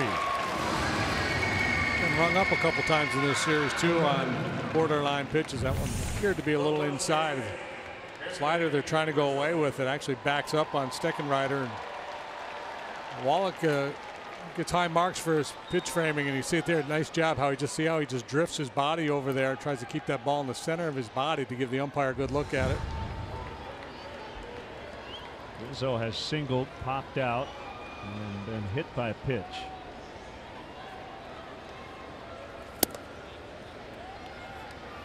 Well, the weather forecast in Cincinnati over the last 10 days has changed a lot. Looks like we'll be in the low 50s. And partly sunny tomorrow with some showers on Tuesday, and they're saying it might get up into the mid 70s before dropping back to the mid 40s Wednesday when we're already gone. Hopefully we're gone. Hopefully not too much rain on Tuesday. Both teams have an off day on Wednesday. The highs in Milwaukee might not hit 40 next weekend, but be under a roof. Line drive, and Maven leaves his feet to make the catch. Another well-struck ball for an out. We will keep it here Easter Sunday as they will perform God Bless America 6-0 Miami.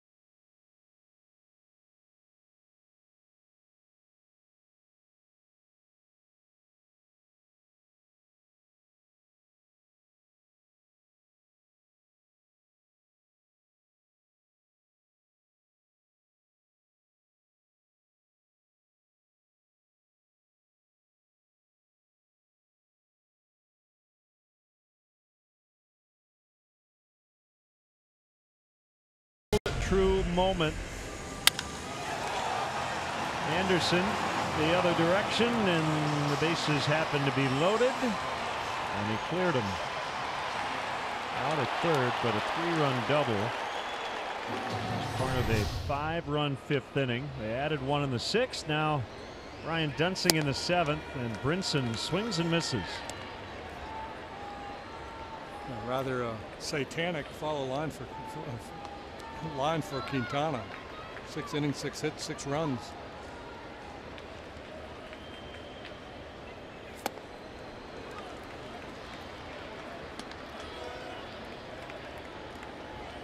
Oh, 2.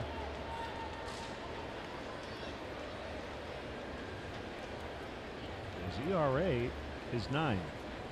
Yeah, all those runs were earned. 4 walks, one of was intentional, struck out 2. Tyron Guerrero. Electric stuff.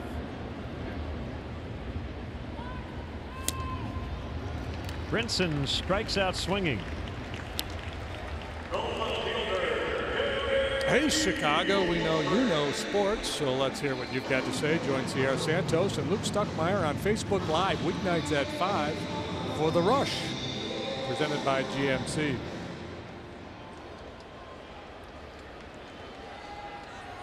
Cub fans fairly subdued today due to the score.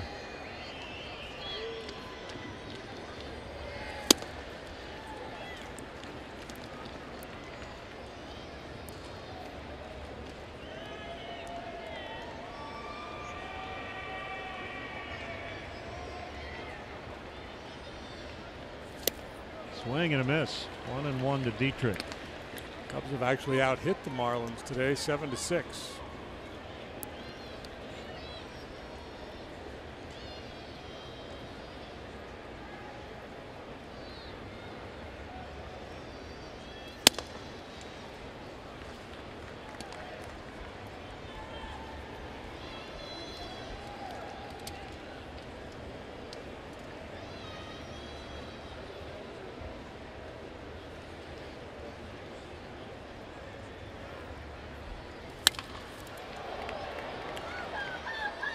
Almora in center, and that's out number 2.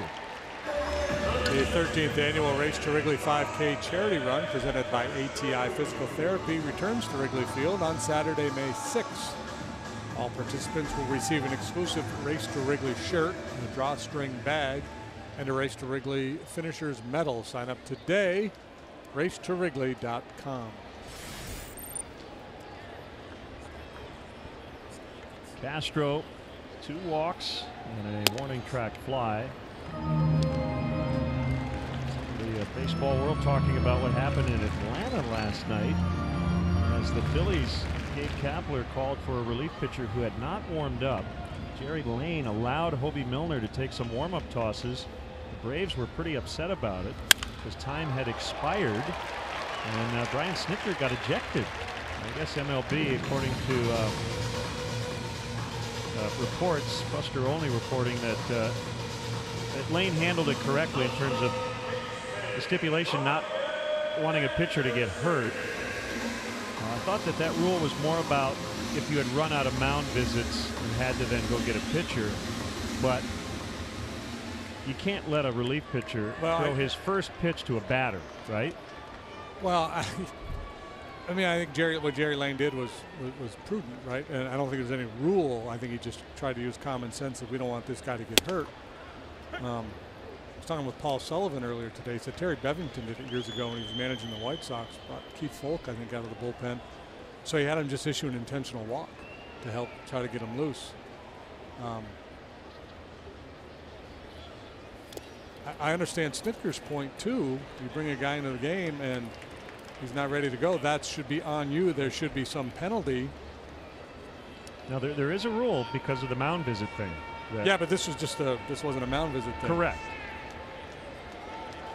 This was just a miscommunication on the part of the Phillies. They brought a guy in who had not warmed up. What I'm saying is I know I read a rule that said they can allow a pitcher in this situation where you run out of mound visits and you're forced to go to your bullpen. They're not just going to make you bring a guy in without warming up, but this did not apply, and that's why the Braves were upset. Now the Braves blew them out, so it didn't really affect the game itself. So I think, you know, and poor Gabe Kapler, he's 3 games into his major league career as a manager, and he's just getting hammered. His decision to pull Aaron Nola in game 1, the bullpen usage in game 2, and now this snafu in game 3. And by the way, it is a Sunday, and the season has started, and 6 teams in the National League are off today. Just one of those quirks in the schedule because we started early, and I think a couple of the teams chose to take today off instead of maybe Friday, thinking that ticket sales might be soft on a holiday. Swing and a miss for the Braves. First time scheduled off on a Sunday since 1933 when they were in Boston.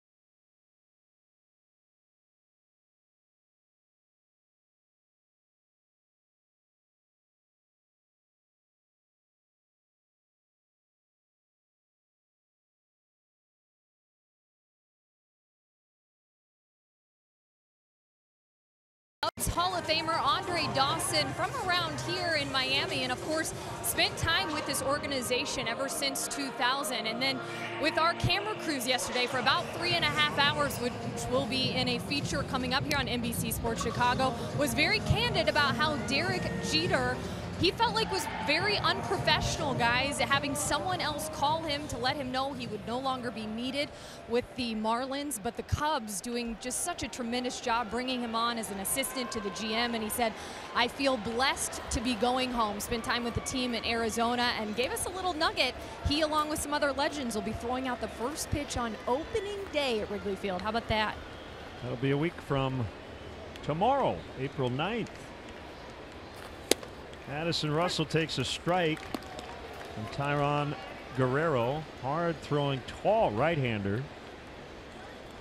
Yeah, the criticism of Derek Jeter when he took over the club is that some people were let go, but apparently the outgoing team president David Sampson was asked to dismiss all those people, including 4 former players and Jack McKeon, the World Series manager from 2003, Tony Perez, Jeff Conine. Yeah, got some real gravitas around here in the organization.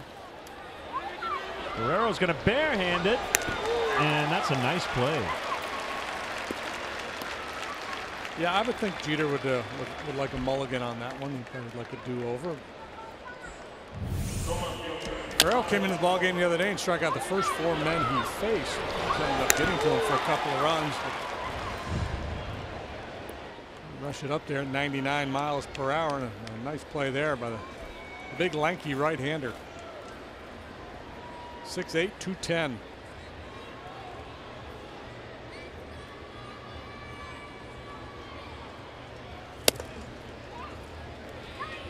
.99 miles an hour, ball 1.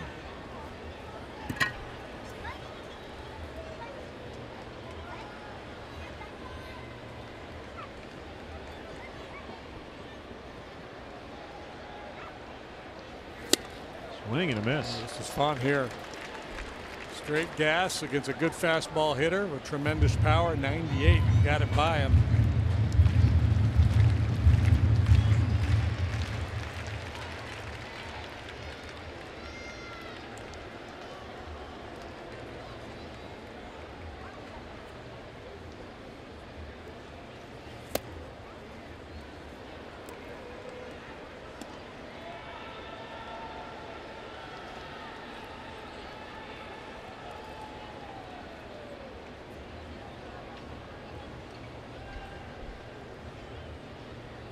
Two balls and a strike to Schwarber.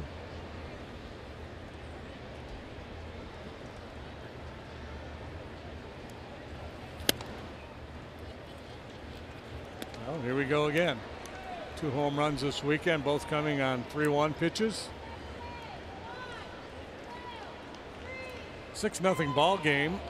3-1 count. The guy throws 99 miles per hour. Yeah, I think you're sitting fastball right here.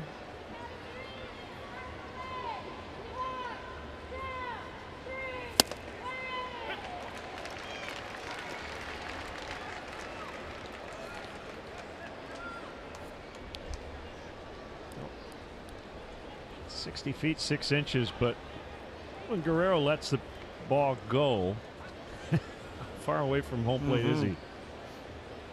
Long wingspan.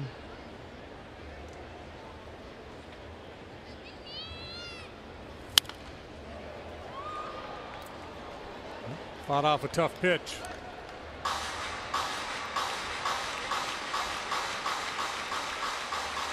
You know, in a closer ball game, he probably swings at that 3-1 offering, but down 6. I'm sure his mindset was, well, we need base runners. I'll be willing to take one here, try to get on.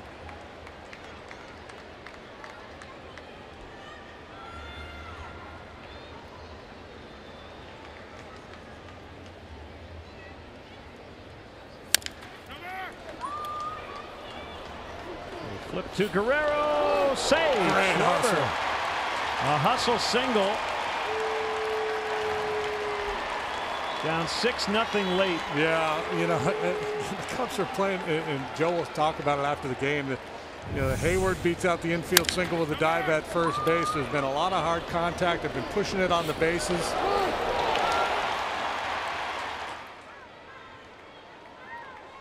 Yeah, he got there. Choppy steps by Guerrero cost him. Maybe some PFP in the Marlins near future, as Hayward and Schwarber have both beat out hits to the right side. Caratini batting left-handed for the first time today.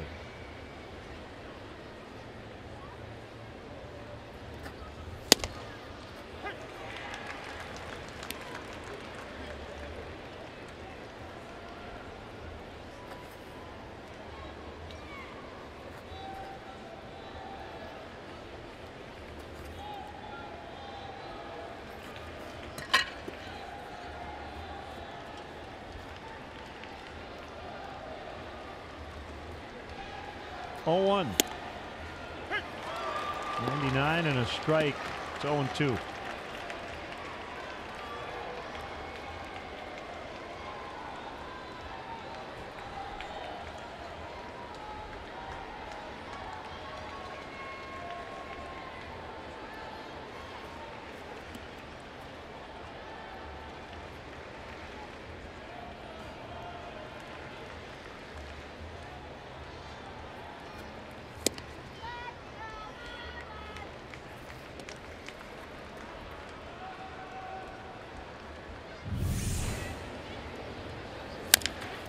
We're usually measuring his home runs. Now we're measuring his foot speed going down the line.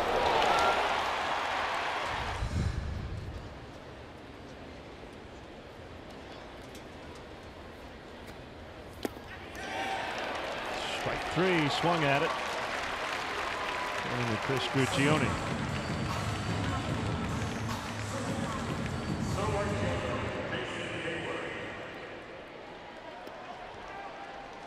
Are you in charge of planning your next social gathering? Plan a day or evening at Wrigley Field and enjoy special perks only available inside the ballpark. The Cubs offers special ticket packages for groups of 15 or more. Visit Cubs.com/groups.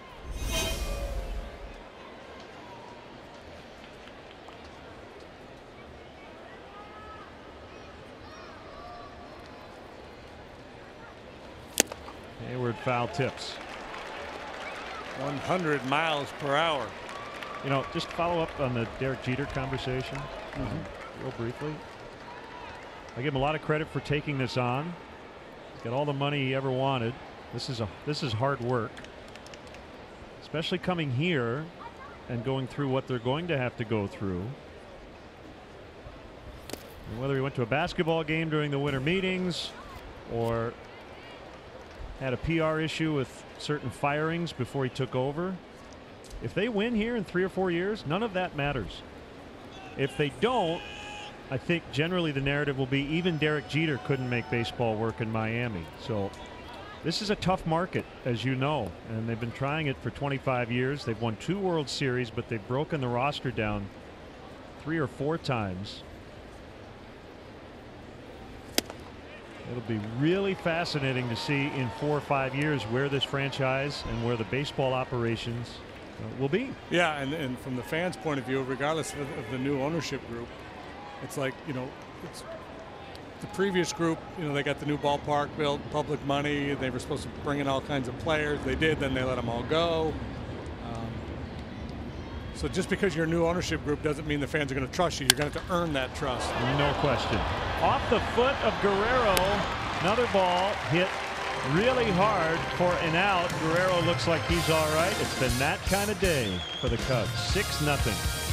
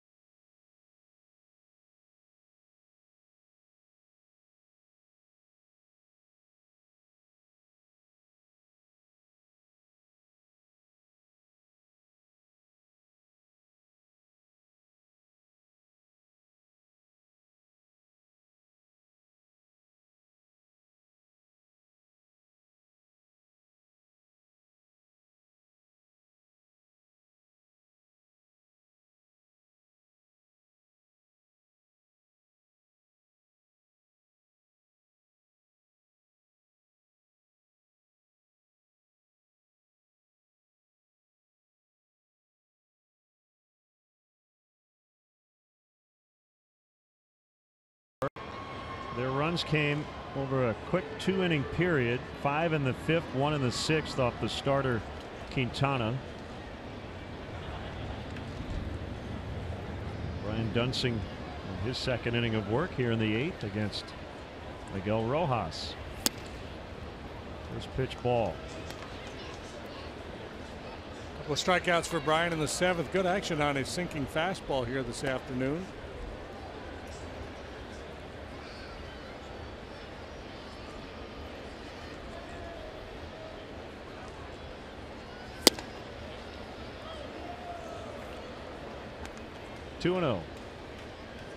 Jose Barrios of the Twins has pitched 8 innings of 1-hit shutout ball against the Orioles today.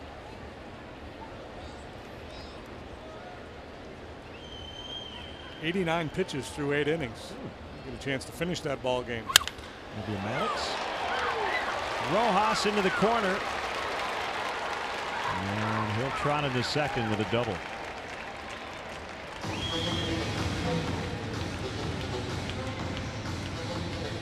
Is a Maddox under 100 pitches complete game and a shutout? I think it's the complete game. Complete game under 100. Yeah. I think if it's a shutout, then it's a supreme Maddox. It's the 8th hit for the Marlins. They've all come from the 5th inning on. The Big Bang Theory, right? One big inning usually gets the job done.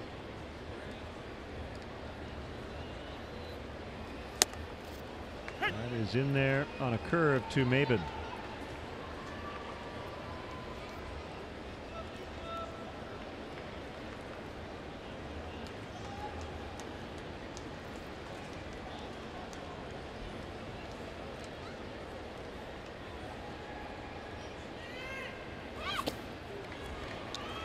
Oh, and 2.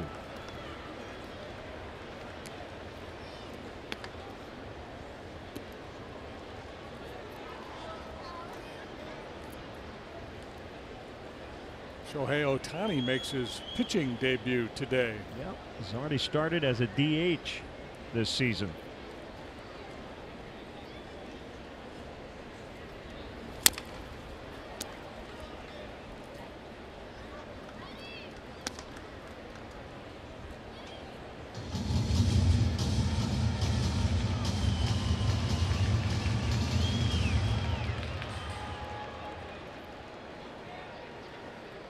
Strikes on Maben. Rojas doubled to start the inning.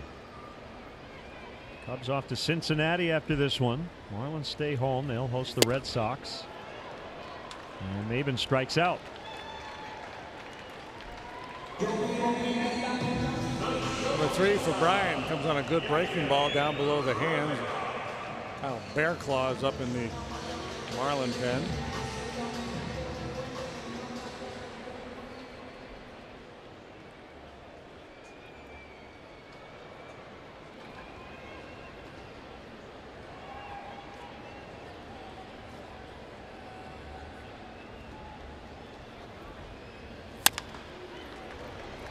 Rivera on the ground to Rizzo, and Dunsing beats him to the bag.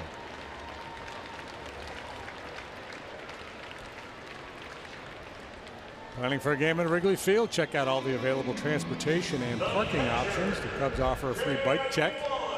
It's located by the Addison Red Line station. If you drive, the Cubs provide free remote parking and shuttle service on night and weekend games. Information at the A to Z guide at Cubs.com. Runner at third, 2 outs, and the batter is Wallach. Gets in his last 2 at bats. You know, I was just looking at the Marlins schedule this year, and with interleague play and the 2-game series, the schedule's gotten really crazy. How about a couple of their trips? They have a 3-city trip in June. Yep. They go to Baltimore, San Francisco, Colorado.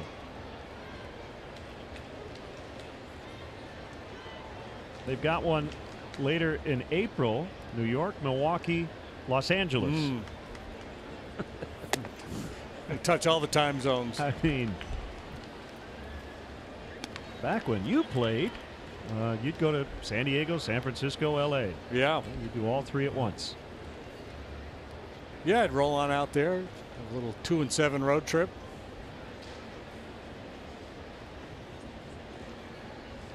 The schedule is rather asymmetrical.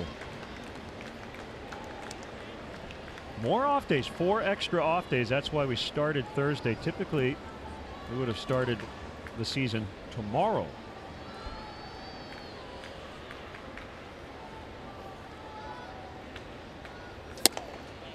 Ball 4. Wallach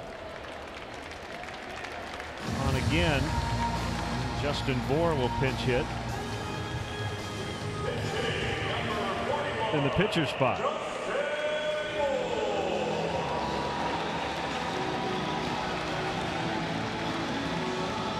This is the largest, smallest crowd rather in Marlins Park history. This park opened in 2012. 10,428.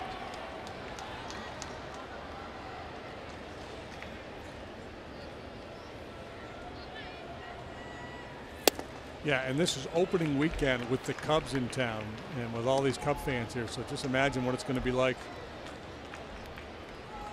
you know, on a Tuesday night with the Phillies here or something like that. It'll be a tough road for this team attendance-wise this year, unless they surprise a lot of people.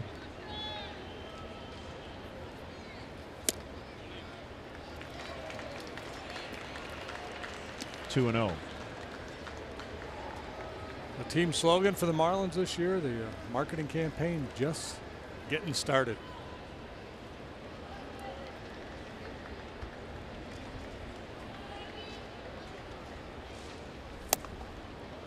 Two and one.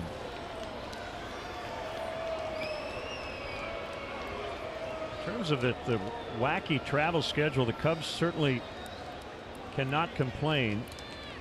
They will travel the 5th fewest miles among all teams this season. Cincinnati the fewest, just over 20,000. Cubs about 24,000 travel miles. The Mariners over 40,000. Mariners have been lobbying for Major League Baseball to expand to Montana, Northern Oregon, but have been unsuccessful to this point. Although Portland down the road, you never know. Yeah.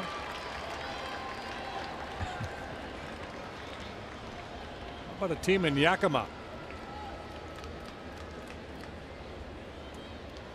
First and third, 2 outs. 6-0 Miami in the 8th. The pitch.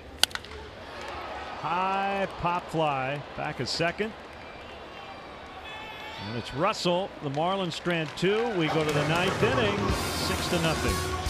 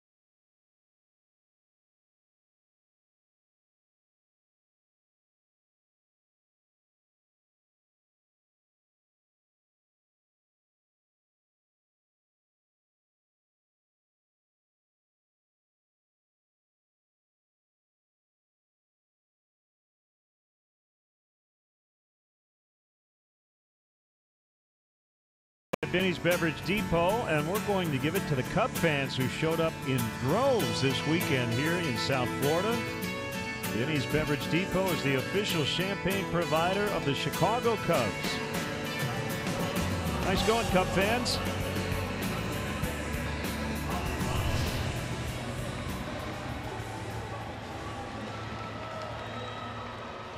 So we wrap up the series. And a disappointing go so far. The Cubs down 6 with just 3 outs to go, and here's Kyle Bearclaw. Maybe they can pull an Easter rabbit out of their hats. Saw him Friday, a scoreless inning. Out of their hat. Oh, hat. Pull a rabbit out of your hat.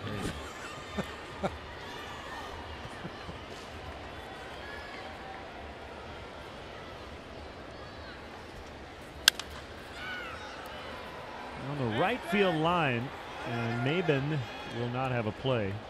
So it's B-A-R-R-A-C-L-O-U-G-H.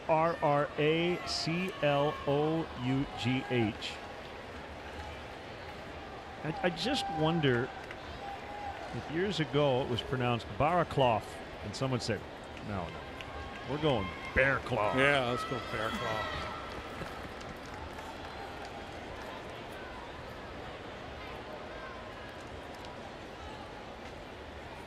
Swing and a miss.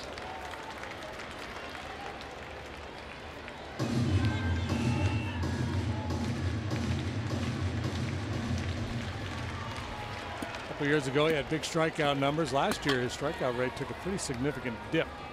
He's got good stuff, fastball, slider. Tough at bat for a right-handed hitter with that good slide ball, and that's always a challenge for Javi.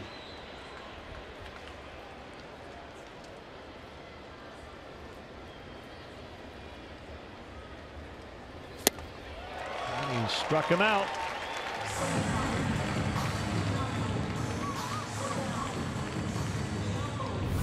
This is more curvy, slurvy than the power slider. When I got the job done. Ben Zobrist off the bench. Had the game-winning hit in the 10th last night.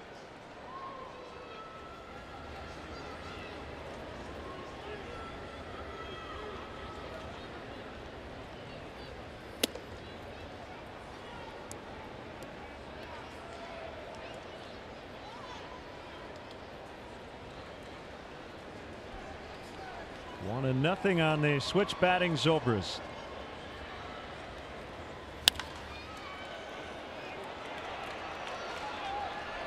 Rivera calls off Dietrich.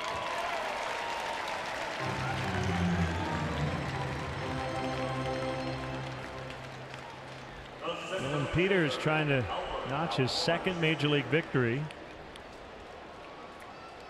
6 shutout innings today. Steckenrider, Guerrero, and now Bearclaw since.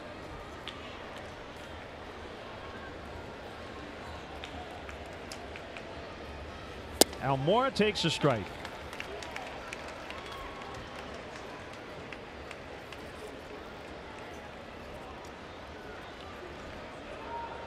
Being hit by Anderson. Gonna break this thing open. Yeah, and it's funny when you reconstruct that big inning that the Marlins had. Leadoff double Maben. Rivera hits a ground ball to short that allowed Maben to get to third base, and that right there, just putting the ball in play there, changed everything, because now the Cubs pull the infield in. Wallach gets the base hit through the drawn in infield, and they're off and running.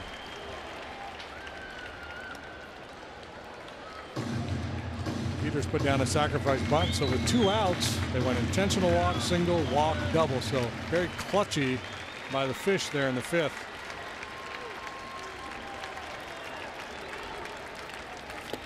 Swing and a miss.